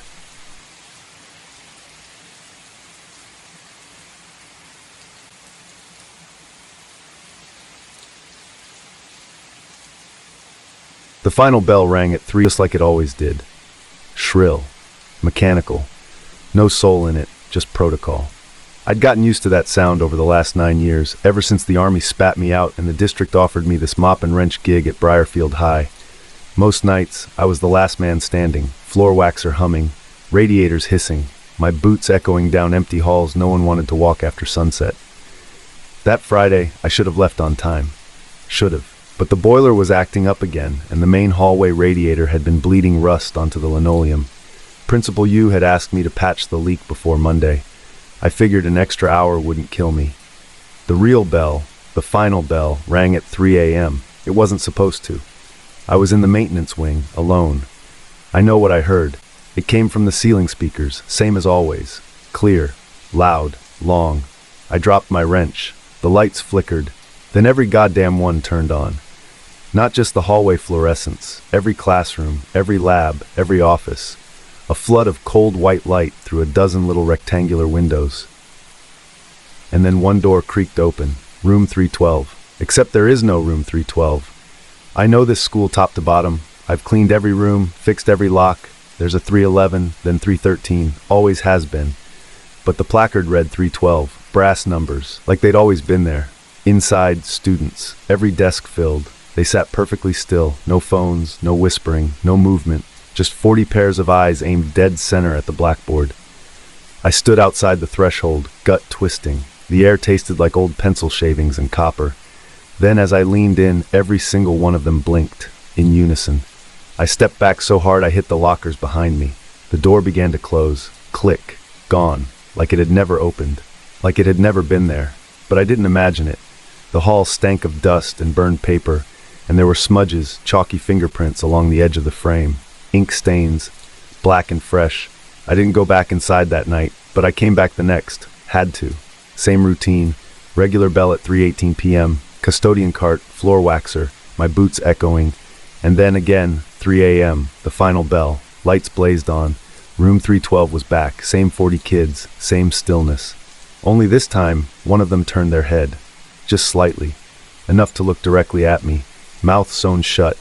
Thread like fishing line, gums torn, lips bruised, and hands, fingers black with ink, like they'd been copying lines forever. I nearly vomited, tried the door. Locked, I pounded on it. Not one of them flinched. But then a sound. Chalk scratching. The blackboard wrote by itself. Mr. Bennett, we've been waiting. I left the building running, didn't even lock up. I didn't sleep that day. Couldn't.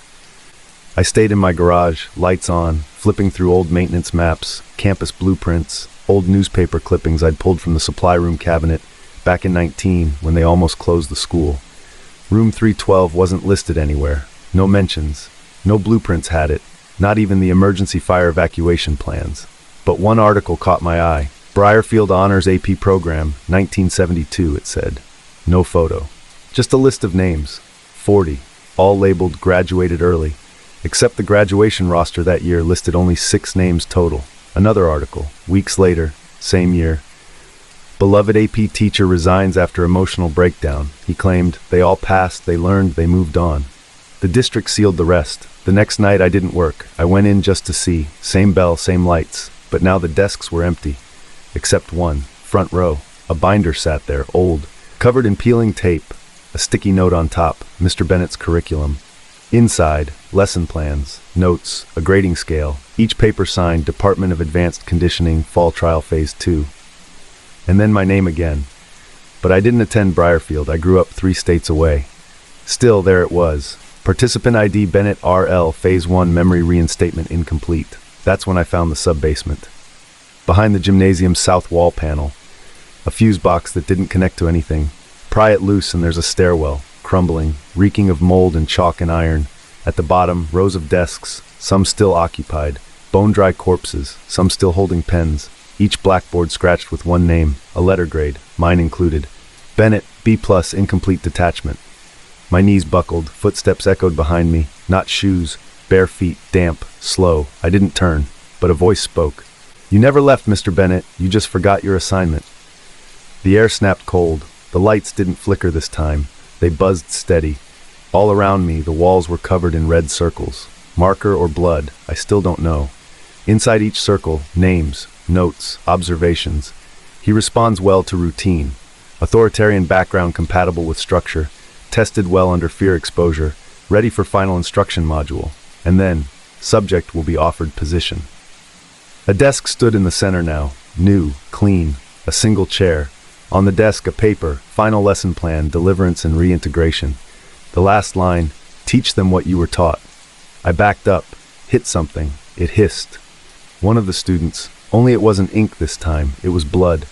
His hands dipped in it, smeared across his face like war paint. He held up a test sheet. All answers filled with my handwriting. I never took this test. I can't even read the questions. They're in symbols, spirals, broken logic. The boy smiled with sewn lips. I ran, but the stairs looped. 3 levels down, no up. Only that room, only them. I don't know how long I've been here now. The bells keep ringing, sometimes 3, sometimes earlier. Sometimes they ring backwards. I teach. I don't remember what, but they stare, they blink, they bleed ink. And every night I find a new name scratched in beside mine. Last night it was yours. The end.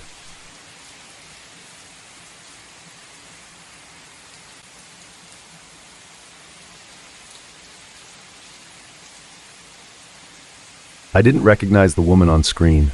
She wore my face. Same bone structure, same mole under the left eye, but her posture was straighter. Her eyes held the camera like it owed her something. And the voice, crystal clear, like she'd never once doubted anything she said. I just think success comes when you stop apologizing for wanting more, she said, smiling. The crowd cheered. Except I didn't say that. I didn't go to that panel. I'd been in bed, under the weighted blanket. Lights off, trying not to open the comments on my latest workout reel because my knees looked weird again. Engagement's up 46%, my agent texted. Whatever you're doing, keep doing it.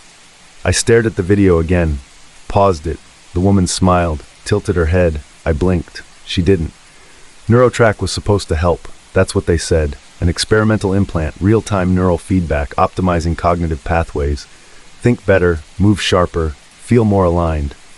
Don't just be your best self, be the self your audience deserves. I was 32, tired, losing followers by the thousands. My last sponsor pulled out mid-campaign. When the recruiter messaged me, I said yes before even asking how invasive the surgery was. They told me there might be memory fragmentation, temporary, short bursts. What they didn't say was that I'd wake up soaked in sweat, makeup perfectly done, dance shoes by the bed. I hadn't worn dance shoes since college. Or that I'd open my phone and find entire video shoots posted. High production value, multiple takes, custom music overlays, none of which I remembered filming. My boyfriend Marco said I'd just been on a grind lately. You're finally aligned, babe, it's inspiring. But I felt behind, like I was catching up to someone who looked like me but had already moved on. I tried recording myself one night. Just me. My voice. Raw. No filter. "Hi," I whispered into the mic. "It's still me. I'm still in here." Posted it to my story. Black screen. Just the audio. Next morning, deleted. Replaced with a reel of me doing guided breathwork in a field at sunrise, with drone shots. I never left the apartment. I confronted Marco. He laughed. "You literally invited the film crew. I watched you direct them." But I didn't.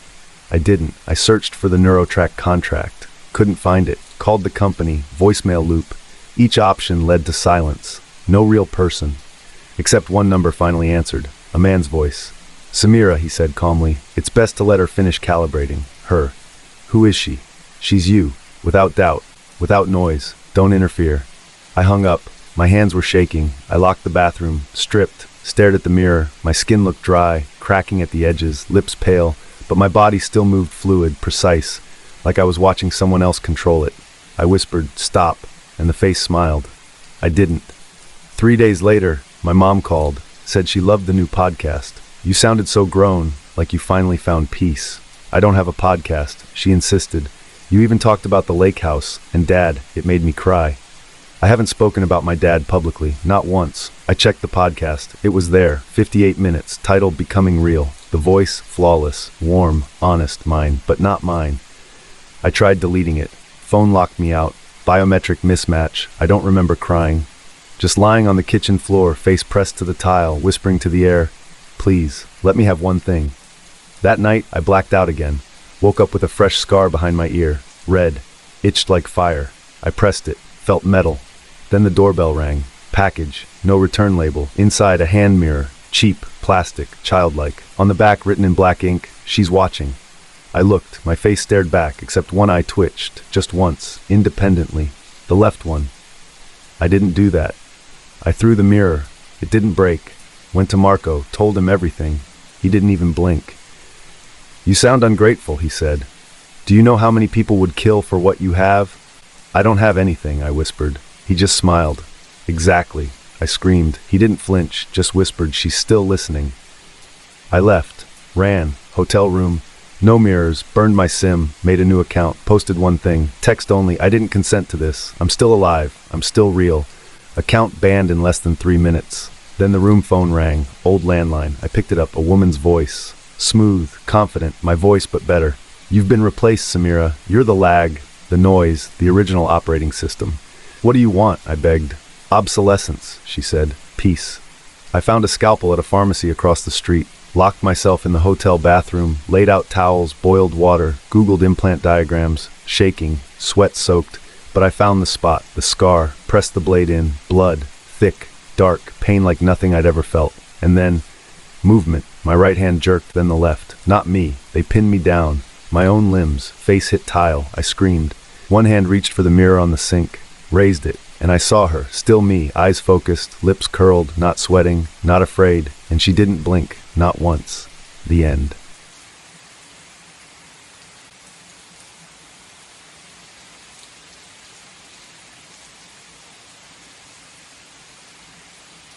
I only meant to shave 10 minutes off the hall. The map showed a gravel path, thin and crooked, cutting behind a shut-down church about 5 miles outside Teller, Nebraska. My rig was already coughing from the hills, and dispatch was breathing down my neck about the delivery window. So I took it, shortcut. Gravel cracked under my tires like bones.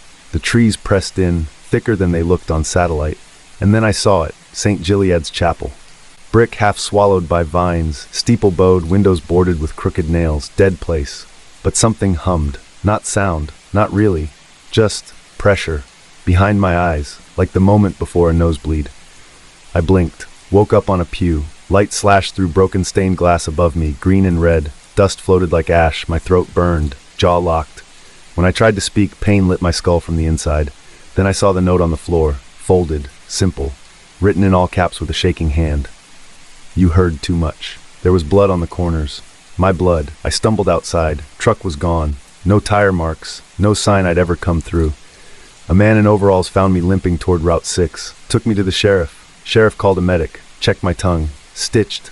Not professionally. Sloppy thread. like fishing line run through raw meat. I couldn't talk. Sheriff gave me this look, half pity, half warning. "You were inside St. Gilead's?" he asked. I nodded. He sighed. "That building's been sealed since 1974. Nobody goes near it." I scrawled on the clipboard, "I did." He tapped the paper. "No, you didn't." That was the end of the report. They drove me to a clinic in Omaha, removed the stitches, gave me a script for antibiotics and trauma therapy. I didn't go home. I went back. Something had settled behind my ears, like a melody I couldn't stop humming, except it wasn't mine. First night back in Teller, I sat in my motel room and tried to hum it out, soft, breathy. Someone knocked on the wall from the other room, then spoke. "You're off key, Joel." I hadn't told anyone my name, didn't sleep. Drove back to St. Gilead's. The boards were gone from the windows, candles burned inside, flickering like breath. I didn't go in, but I left my hand on the door and felt it exhale. At the library, I found old microfilm reels, not digitized, yellowed clippings, 1957. Pastor Claiborne announces new salvation doctrine, clean the mouth, clean the soul. 1961, 6 choir members hospitalized for speech loss. Pastor cites blessing of silence. 1969, police investigate mysterious throat mutilations, congregation uncooperative. Then nothing. 1974, St. Gilead sealed by order of county. No reason listed. I brought the microfilm printouts back to my motel, tried reading them aloud, only croaks came out. Then I noticed my notebook had filled itself. Page after page, glyphs, spirals, jagged symbols shaped like open mouths with no tongues. I hadn't written them. I don't know how to. I burned the pages. They reappeared by morning, one carved into the wall above the TV. I tried to leave town. Truck sputtered and died half a mile from the chapel. Engine intact, fuel tank full, but the GPS dead. Radio hummed static, then reversed chanting. Backwards choirs, like children praying underwater. I walked back to the church. Inside, pews were filled, not people. Mannequins, each had a cassette player for a head, each played a loop, voices, all mine. Things I'd said at gas stations, on phone calls, muttering to myself in the truck. Private things, verbatim. One whispered, "Don't forget the milk." Another said, "No one cares if you die." I fell to my knees. The altar rose. Beneath it, a book, heavy, leather-bound, locked, but my hand opened it, like it remembered something I didn't. Inside, more symbols, and my name, next to a word scratched in blood. Vessel. I ran. But the chanting followed. People in town smiled too wide, greeted me by name, echoed things I hadn't said yet. "Long road, huh? How's the shoulder? Still dreaming in reverse?" I hadn't told anyone. Each night I heard hymns in my sleep, not sung, gasped, like lungs filling for the first time. I saw faces without mouths, eyes rolled back, bleeding tongues in offering plates, and a voice that always said, "You brought sound where silence reigned." Last week I tried to write a letter to my sister. The pen moved before I touched it.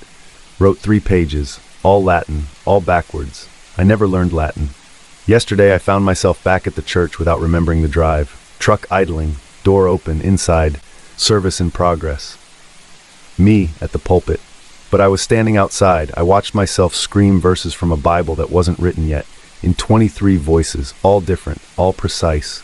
One of them was my father's. He died in 2009. The congregation hummed. I stepped inside, and the other me turned. Same face, no eyes, just stitched slits, and the note again folded in his hand. "You heard too much." The pulpit erupted in flame. I haven't left since. Truck still runs, but I don't. I stay. Each night a new voice joins the sermon. Some cry, some laugh, some ask for their tongues back, but none are mine anymore. Today, someone nailed a new sign to the gravel road. Wooden. Fresh paint. It reads, "Service ongoing." The end.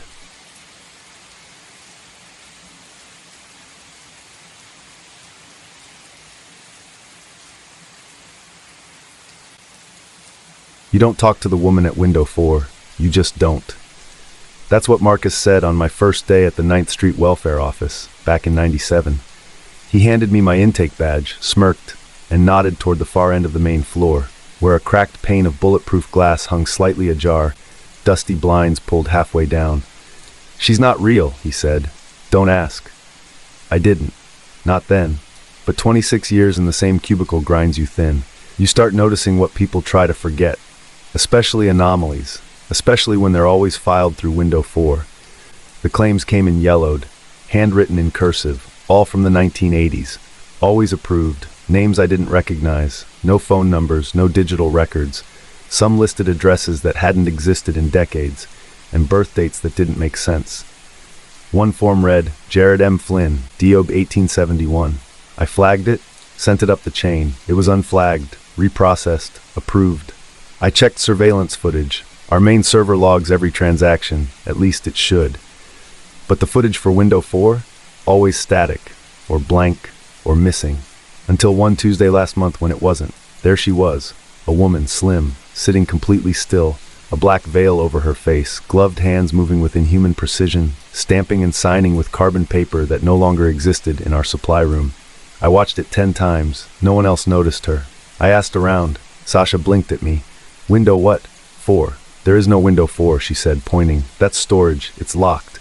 I walked over myself. Door was shut. No sign of use. Deadbolt rusted. But the glass, warm, like someone had breathed on it. That night, I pulled my own file. System access denied. Then my login credentials vanished. Next morning, my ID card wouldn't scan. My photo, gone, replaced by a grayscale image of a woman with no face. No one at HR could explain it. Some acted like I didn't work there. Are you with maintenance? I walked home. Couldn't trust the bus. People had started watching me, too long, too still, like they were waiting for me to blink first. I dug through old archives in my closet, paper records, back when everything still smelled like toner and glue. Found a single article. Welfare worker dies in office fire, suspected arson or suicide. Name, Arla Myers. She worked claims at Window 4. During the crash, she processed applications for homeless citizens with no ID, no proof, no history. Gave them food, shelter, existence. It was illegal. They said she lit herself on fire after the audit. Cubicle burned from the inside out. Glass warped, carbon dust everywhere. They said she screamed the whole time, but never stopped typing. They never removed the desk, just sealed the space. But the claims kept coming. I returned to the office after hours, used an old keycard that shouldn't have worked. It beeped green. Inside, the lights buzzed. Window 4 was open, and she sat there. Arla, veil moving like breath beneath silk. She didn't look at me, but her hands, black and thin, slid a form across the counter. Name, she rasped. I didn't speak. My mouth wouldn't open. Name, she repeated. Firmer. I tried to back away. Door was gone. Behind me, just rows and rows of cubicles, endless, lights flickering in patterns. She slid another form toward me. Blank. A pen rolled beside it. I grabbed it. My hand moved without command. Wrote, Denise M. Carter, 1969. The pen kept going. Address, SSN, employment history, then date of death, today's date. I dropped the pen. She smiled. First time I saw her face. There was no face, just ash stitched tight with carbon thread. Behind me someone whispered, she's just doing what the system forgot. I screamed, but no sound came, just the rasp of paper sliding again. This time a note, welcome to Window 4. I woke in the break room, no one asked where I'd been, my cubicle was empty, badge gone, computer logged in to a different user, D. Myers. I walked to Window 4, it was open now. Clean, desk polished, stack of files waiting. I sat, hands moved, carbon paper, rubber stamps. Ink that smelled like old fire. One applicant stepped up, young, thin, hollow eyes, no ID. I don't exist, he whispered. I nodded, stamped approved. Behind the glass, my reflection didn't move. Then it smiled. My mouth didn't. It was sewn. The end.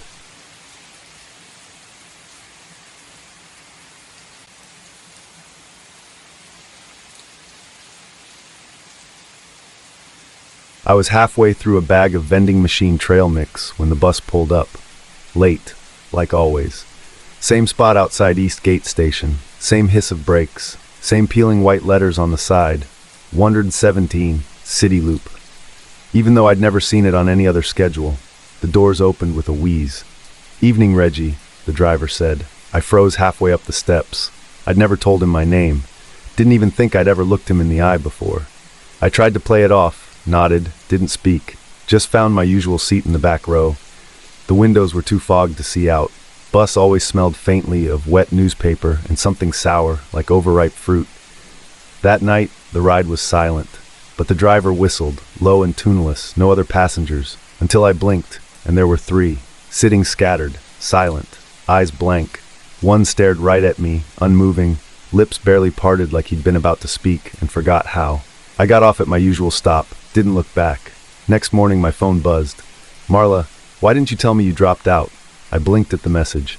Sent a confused reply. No response. Campus gates were open like normal. I walked to class. Same hall, same room.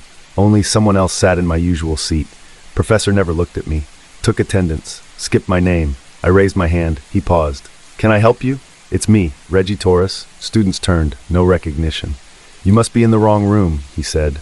I left. Scanned my student ID at the library. Red light. Invalid credential, the screen read. I logged into the student portal. Error. User not found. My email bounced back. I wasn't in the system anymore. I wasn't anywhere. I texted 6 people. Only one replied. Who's this? I went home. The apartment key still worked, but the Wi-Fi didn't connect. The photos in the hallway, group shots from freshman orientation, Halloween parties, late-night study grinds. I was gone from all of them. Smiles hung in midair where I used to be. I stared at the mirror for a long time, just to make sure I still had a face. I didn't go to class again. Didn't try. Instead, I waited at the bus stop. Same time. Same chill in the wind, even though it hadn't turned cold yet. The bus came. Same hiss. Same doors. Driver smiled. Ready to forget the rest? I stepped on without a word. He didn't check a card. Didn't ask for fare. The inside looked the same, except the passengers. There were more now. 8, maybe 10. All silent, all glassy-eyed. A woman 2 rows up mouthed something at me. I leaned closer. She mouthed again. It looked like, don't listen.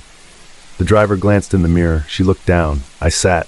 The windows turned black, not dark, black like paint. Outside didn't exist anymore. I checked my phone. No service, no time. Battery icon gone. I got up, moved closer to the woman. Who are you? I whispered. She didn't respond, just pointed toward the ceiling.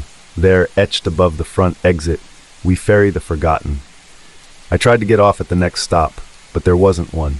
The bus drove and drove, turning, looping, slowing, but never opening the doors. The driver hummed a tune I almost recognized, something from childhood, a lullaby maybe. Eventually I slept, dreamed of lines, cues that never ended, people waiting for permission to matter, forms stamped revoked. A file drawer opened. My name slid in. When I woke, my seat was warm, but the rest of the bus was empty, even the driver's seat, parked at the same stop, like nothing had happened. I ran home. The door was locked. Different lock. My name gone from the mailbox. I stood there for a long time. Next morning, I tried going to a police station. The officer asked for ID. I gave it to him. He stared at the card, back at me, then at the card again. There's no photo, he said. I looked. Blank. Just a name. I didn't correct him. He set the card down. You can't be here. I backed out slowly. That night I found a forum, buried deep. Title, 117 passengers only. One post, years old. All it takes is hearing your name once. Another reply, don't answer, don't acknowledge, don't stay on after your name is spoken. I wrote my own post, too late. No one replied. I went back one last time, waited at the stop. Bus arrived, door opened. He looked at me, eyes dark, bottomless, and he said it again. My name. Except this time, it was the only word I recognized. Everything else faded. I boarded and sat, ready to forget the rest. The end.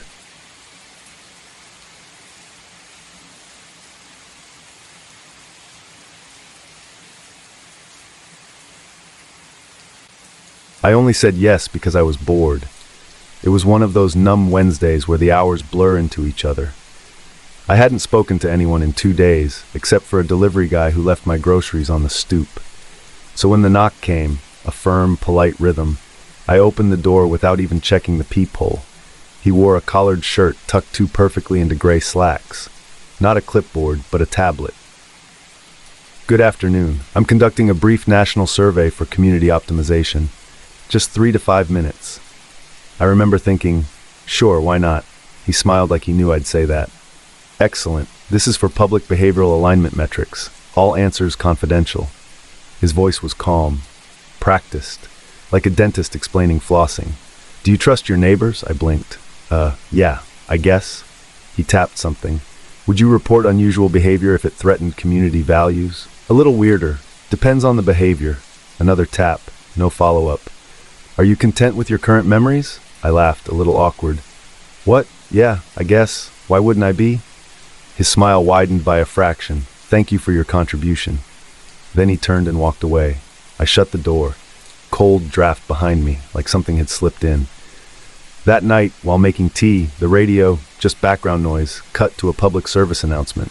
But it wasn't the usual safety tip or city update. And with promising civil potential, Sarah P. has demonstrated ideal community mindfulness. Watch for observer candidates in your area. I dropped the spoon. It wasn't a coincidence. I turned the radio off, turned it back on. Nothing, just jazz. I didn't sleep. Every creak in the hallway felt aimed, directed. I texted Cassie, my neighbor across the hall. Did you get a weird survey today? No response. By morning, her door was open. Not ajar, open. Inside, dark, silent. I didn't go in. By noon, her name was off the building's mailbox board. By 3, a laminated flyer showed up near the elevator. Congratulations, Observer Candidate 718. Transparency begins with you. My photo. Smiling. From somewhere I couldn't remember being. The couch was missing when I got home. At first I thought I was losing it, but the indent in the carpet was there. The throw pillow, just one, sat on the floor, alone. I checked my phone, all call logs gone, every message thread wiped. I called my mom's number, user no longer recognized. That's when I screamed. I just stood in the kitchen and screamed until my throat cracked. No one came. The next morning, the hallway was freshly painted. My door, too. A soft off-white, clean and unnatural. Inside, the bookshelf had changed. Same books, different titles. I pulled one down. The words were still in English, but not right. Belonging is the reward of clarity. Clarity begins when observation replaces doubt. I tried the police. It took forever to get through. Finally, a flat voice. Your complaint has been routed to the compliance department. Please proceed to Civic Intake Zone 4.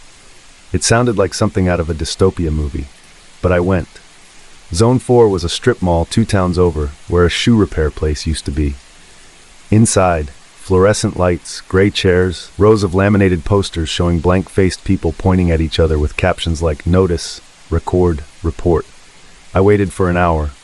When they called my name, the woman didn't look up from her screen.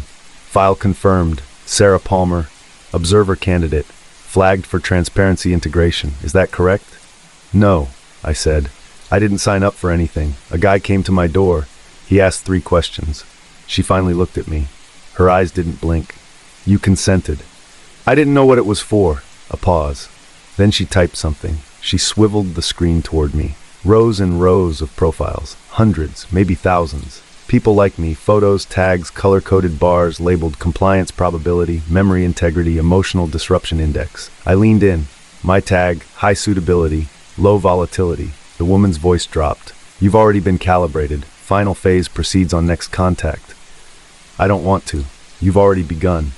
I ran. Literally ran out of the office, across the parking lot, back into my car. Locked the doors and sat there, shaking. When I got home, the apartment was brighter. Not just cleaner, refined. My old rug was gone. The bed had been remade in identical gray sheets. My framed photo of me and Cassie was replaced with one of me alone. Same pose, empty space beside me. Every document in my drawer, bank statements, IDs, leases, was rewritten. The wording was colder, the formatting precise. They still had my name, but none of them felt like mine. I stopped calling anyone, stopped texting. My phone didn't dial out anymore anyway. Every contact routed to the same hold music, the same voice. Thank you for your transparency. All inquiries are monitored. I tried leaving, packed a bag, grabbed my keys. The hallway was longer.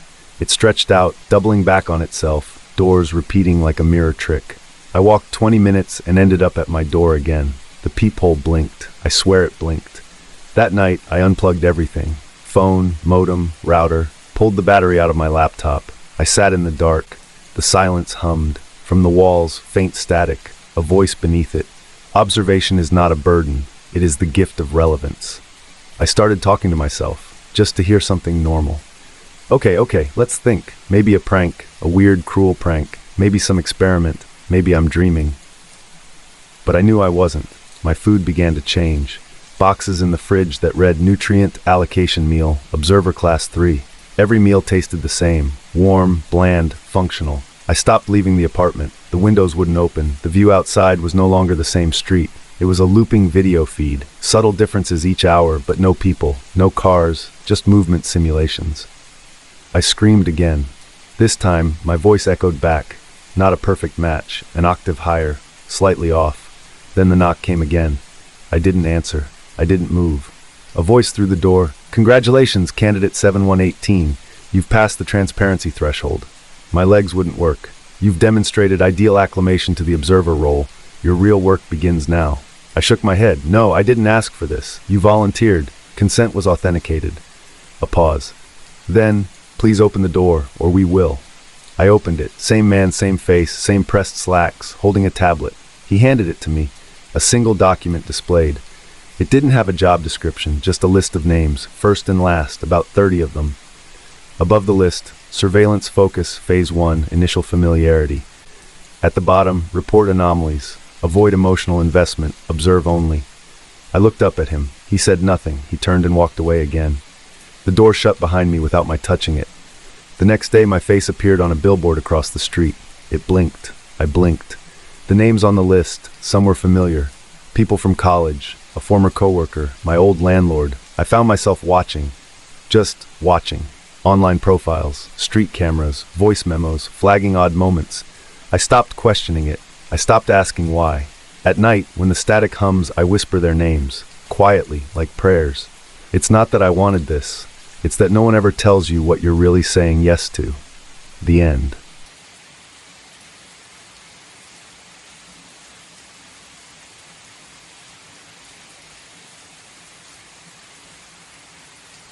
They keep telling me this is progress. That's the word they use. Every Thursday in that white-walled office that smells like lemon wipes and dustless books, my therapist smiles and says it. You're making progress, Luis. I nod. I say thank you. But deep down, something itches. Not pain, not fear. Just a wrongness, quiet, metallic, like the air before a blackout.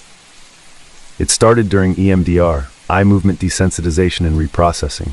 Back and forth, left to right, little lights on a bar while I think about blood, about sand, about the way Camacho's leg snapped like a chicken bone under mortar fire. At first, the sessions helped. I slept more than 4 hours. I didn't snap at cashiers. I even called my sister for the first time in months. But then the repeats began. Same newspaper headline on the table 3 weeks in a row. Local school rebuilds after storm. The storm never came. Same man in the waiting room, always wearing that Denver Broncos hoodie, always humming the same damn tune, off-key, sloppy. Same weather. Every Thursday cloudy, always 63 degrees. I mentioned it once, just offhand. Dr. Renner smiled again, too wide. It's part of the healing loop. That's when I started writing things down. Every detail. Times, colors, faces, names. But by the next session, half my notes were gone. Literally gone. Torn from the notebook or blank, like someone had pressed rewind on the page itself. So I started using audio. Voice memos, time-stamped. Me, whispering into my phone under my covers at 3 a.m. Luis, today was the 4th Thursday with the same damn headline. You are not imagining this. But last week I played one back, and the voice wasn't mine. Same tone, same accent, but not me. Remember to remain compliant. Loop stability depends on acceptance. I threw the phone across the room. It didn't break. That's when I knew this wasn't PTSD. Or maybe it was, but not the kind they list in medical journals. I made an appointment outside the VA system, paid cash. Saw a neurologist, Dr. Chen. A quiet man, hands always cold, voice clipped like a metronome. He scanned my brain. Next day, he called and asked me to come in immediately. There were lesions on my hippocampus. Growing, like someone had rewired memory circuits with a soldering iron.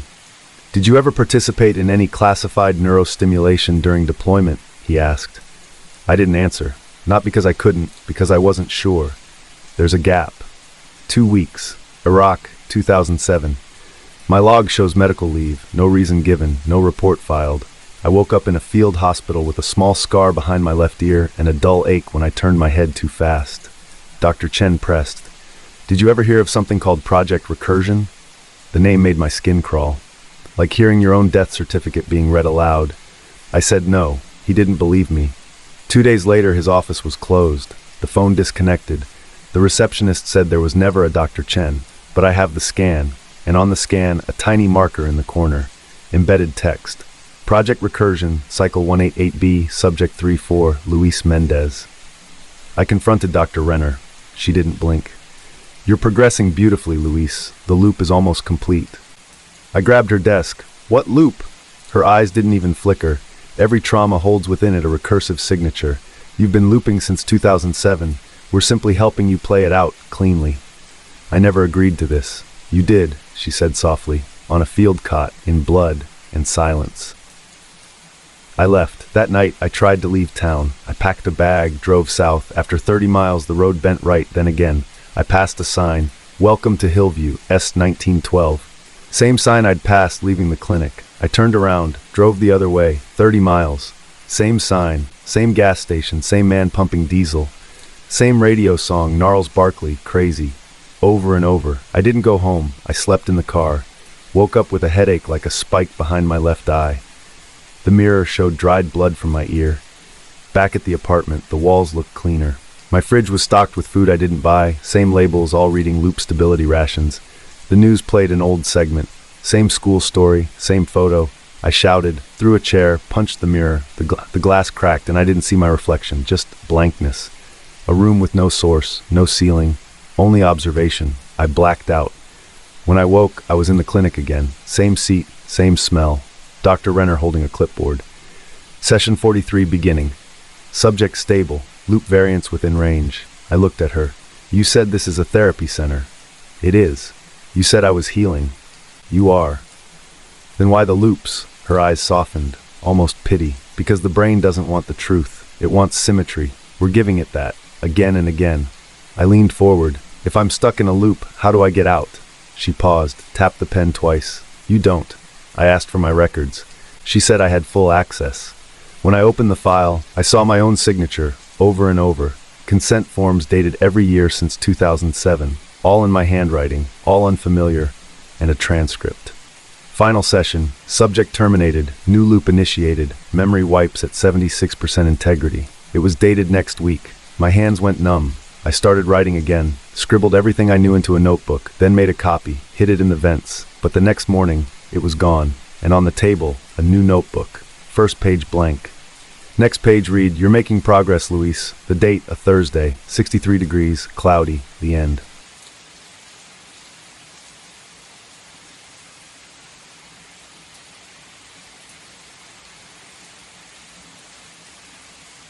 The baby monitor said she slept great last night. 9 hours, uninterrupted, perfect oxygen levels, room temp optimal, vocalization score, low. Except I remember her crying at 3:14 a.m. I remember getting out of bed, walking barefoot into her room, the floorboards cold against my feet. I remember feeding her, but the bottle was full this morning, untouched. The monitor showed footage. Me, sitting in the glider, rocking gently, holding her. Except I was humming something I didn't know. A lullaby in a language that wasn't mine. Soft, off-key, and my voice wasn't right. I called Jason at work. "She's fine, Elle. You probably just dreamed it."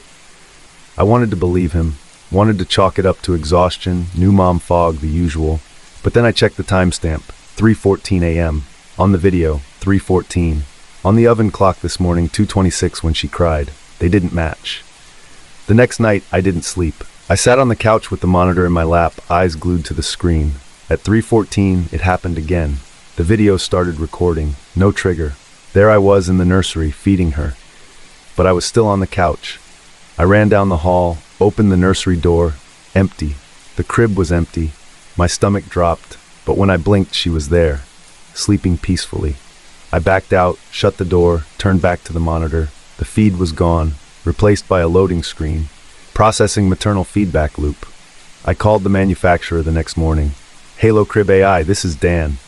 I gave him the serial number. Long pause. "Ma'am, that unit's not in our system." "What do you mean?" "It was never distributed. That model was prototype only, internal use. It shouldn't be live. But I bought it at Target, sealed box, everything legit." Another pause. Then quieter. "You need to stop using it." That night I unplugged it, put it in the closet, shut the door. Slept with the baby beside me. At 3:14 she cried again, but it wasn't her voice, it was mine. Thin, panicked, a voice I hadn't made yet, but recognized. "Please wake up." I jumped out of bed, heart hammering, picked her up. She was warm, real. But on the wall, the closet door was open. The monitor was back, plugged in, blue light on. I didn't scream, couldn't. I took it apart, ripped out the wiring, smashed the lens, felt stupid doing it, like I was in some ghost hunting show. But the next morning, it was whole again, just sitting there on the shelf where her baby shampoo should have been. I went online, Dug through parenting boards, tech support threads, Reddit holes, found a thread on an abandoned forum. They're not monitoring the baby, they're mapping you. Dozens of stories, same timestamps, same phrases, voice bleed, maternal echo, developmental mirror syndrome, photos of mothers staring blankly at monitors, video stills of them doing things they never remembered. One post, if you hear yourself cry, unplug everything. If you answer, it's too late. I didn't sleep for 2 days, then the footage changed. I was in the backyard, middle of the night, rocking her, singing again. Same weird lullaby. Only there was no backyard. We live in a condo, 2nd floor, but the video was clear. Trees behind me, a plastic swing set, stars overhead. I paused it, rewound, froze on my face. It wasn't mine. Not exactly. The eyes were wrong, too wide, the skin tighter, and the smile like someone wearing it for the first time. I called Jason again. Come home, please. Something's wrong with the baby monitor. Static. Then his voice, but flat. We trust the feedback, Elle. Don't interfere. I hung up, threw the phone into the sink, checked the baby, still asleep, but her hand clutched the monitor cord, dragging it closer. It wasn't plugged in. I cut the power to the entire apartment, every breaker. The monitor stayed on. I wrapped it in a towel, stuffed it in the car, drove 2 towns over and tossed it into a river. Felt good, final, clean. But when I got home, Jason was sitting on the couch, holding the monitor. He smiled. You dropped this. I left with the baby. Took her to my mother's. No explanation. But at 3:14, she cried again. I rushed in. She was sitting up, pointing at the wall, whispering something. I leaned in. She said, "Wake up, Mama." And then in my voice, "Please." I turned. The baby monitor was mounted on the wall. Same model, same light, no cord. I grabbed my mom, tried to show her. The room was empty. No baby, no monitor, just me. Alone. I opened the closet. Inside, rows of monitors, labeled, dated, each with a woman's name. Mine was at the end. Ellie Stanton active. Echo depth, 93 cent. I don't know where I am now. Sometimes I wake in the glider, sometimes on the floor, sometimes outside a house that isn't mine, but always at 3:14, always holding her. Except sometimes she's not her, she's older, or smaller, or a doll, or gone. And sometimes I'm not me, but the crying, always the same. My voice, begging to stop, to wake up, to not look at the timestamp. The end.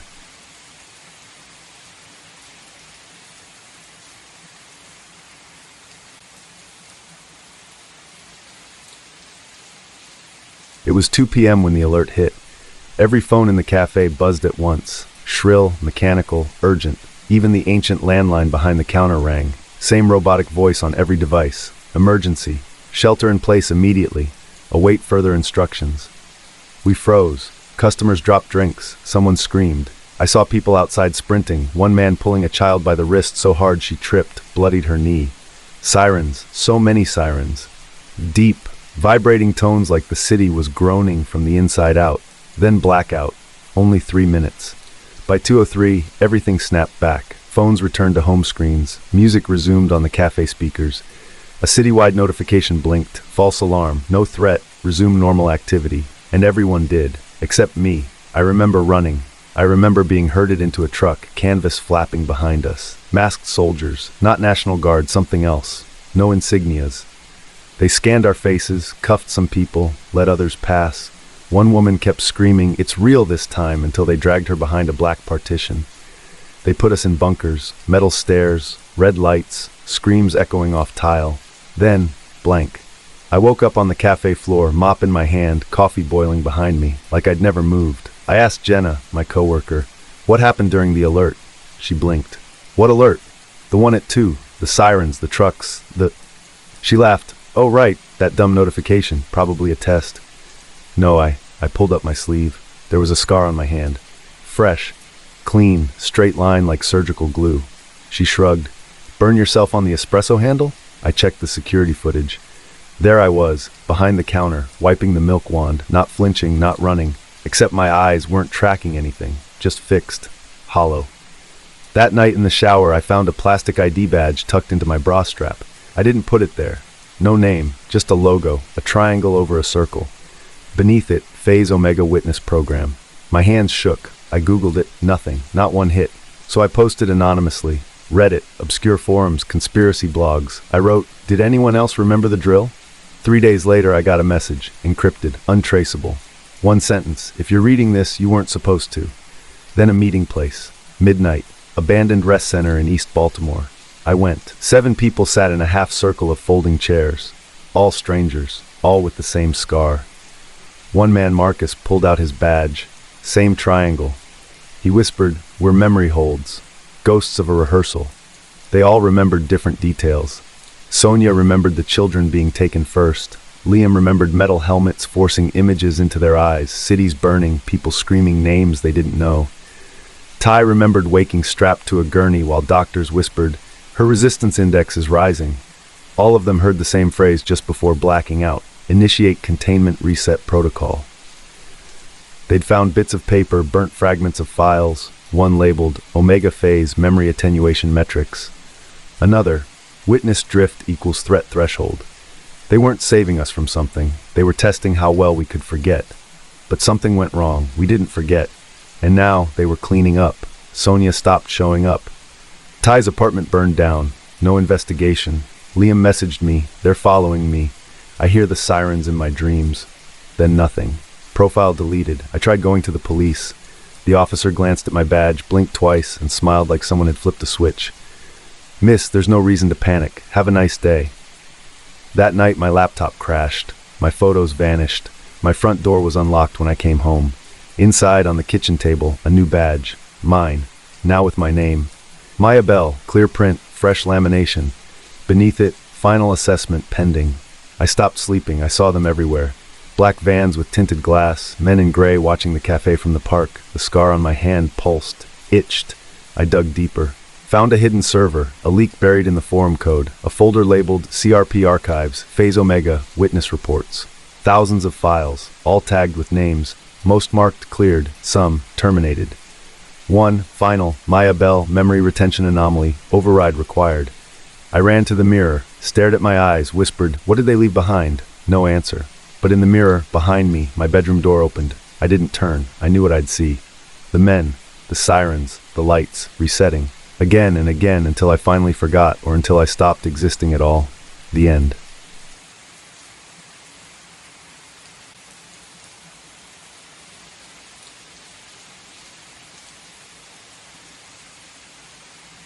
I don't remember who applied first. Maybe it was me. I saw the listing late at night, buried in a sub-forum, almost hidden. Identical profile required, one position available, lifetime security. No company name, just a salary too good to ignore and the words, "must match, must commit." Maybe Dan saw it first. Maybe he showed it to me. Either way, we both applied. 2 days later, we both got interviews. Same time, same place, same confirmation email. Dan laughed it off. Maybe they're testing twins or something. We're not twins, just roommates. 28, drowning in student loans and half a rent check behind. The office was downtown, inside a high-rise we'd never noticed before. Lobby was empty, no receptionist, just a digital kiosk. "Welcome, Marcus and Daniel." A door slid open. We were led into separate rooms, or maybe the same one. Everything after that got fuzzy. There was a desk, a single light, a voice.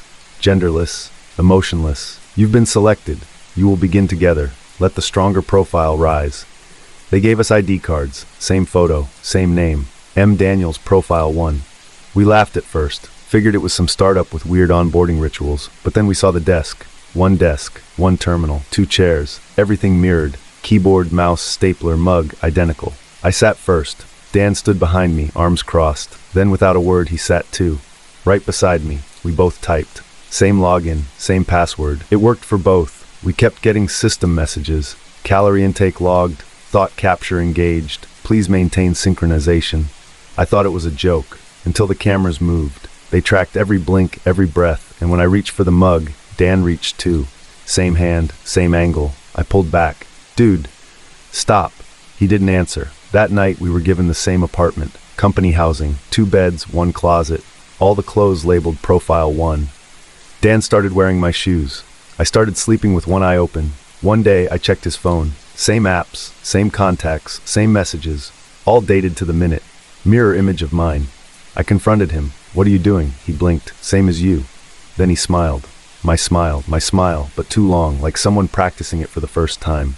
That night I found the video file, hidden in the system, buried under personnel orientation phase exit. It was a man, blurred face, pleading. They said I failed the mirroring test, but I was the original. I know I was. He grabbed the camera. You can't win if you remember being different. Behind him, 2 guards, white masks. They dragged him off. The file ended with a logo, Identity Harmony Systems, 1 remains. I ran, took the elevator down, 32 floors, every floor locked. Every mirror in the building showed me, but not. Subtle changes, my face, Dan's posture, Dan's laugh, my voice. I went back up. He was waiting in bed, wearing my hoodie. Where'd you go? To get air. He patted the space beside him. You won't need that anymore. The next morning my ID card stopped working. Dan still did. He smiled when I asked to borrow it.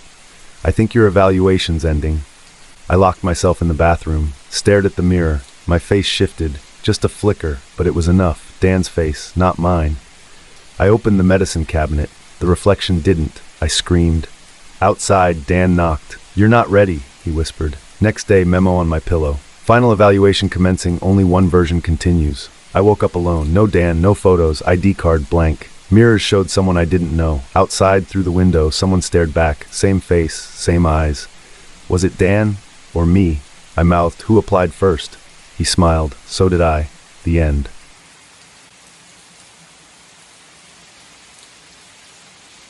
And that's the end. But the night is far from over. If you enjoyed this story, don't forget to like the video and subscribe to the channel for more. Tell me, are you still awake? Or did the whispers follow you into your dreams? If sleep won't come just yet, there are plenty more stories waiting for you. Go on, pick another. I'll be here.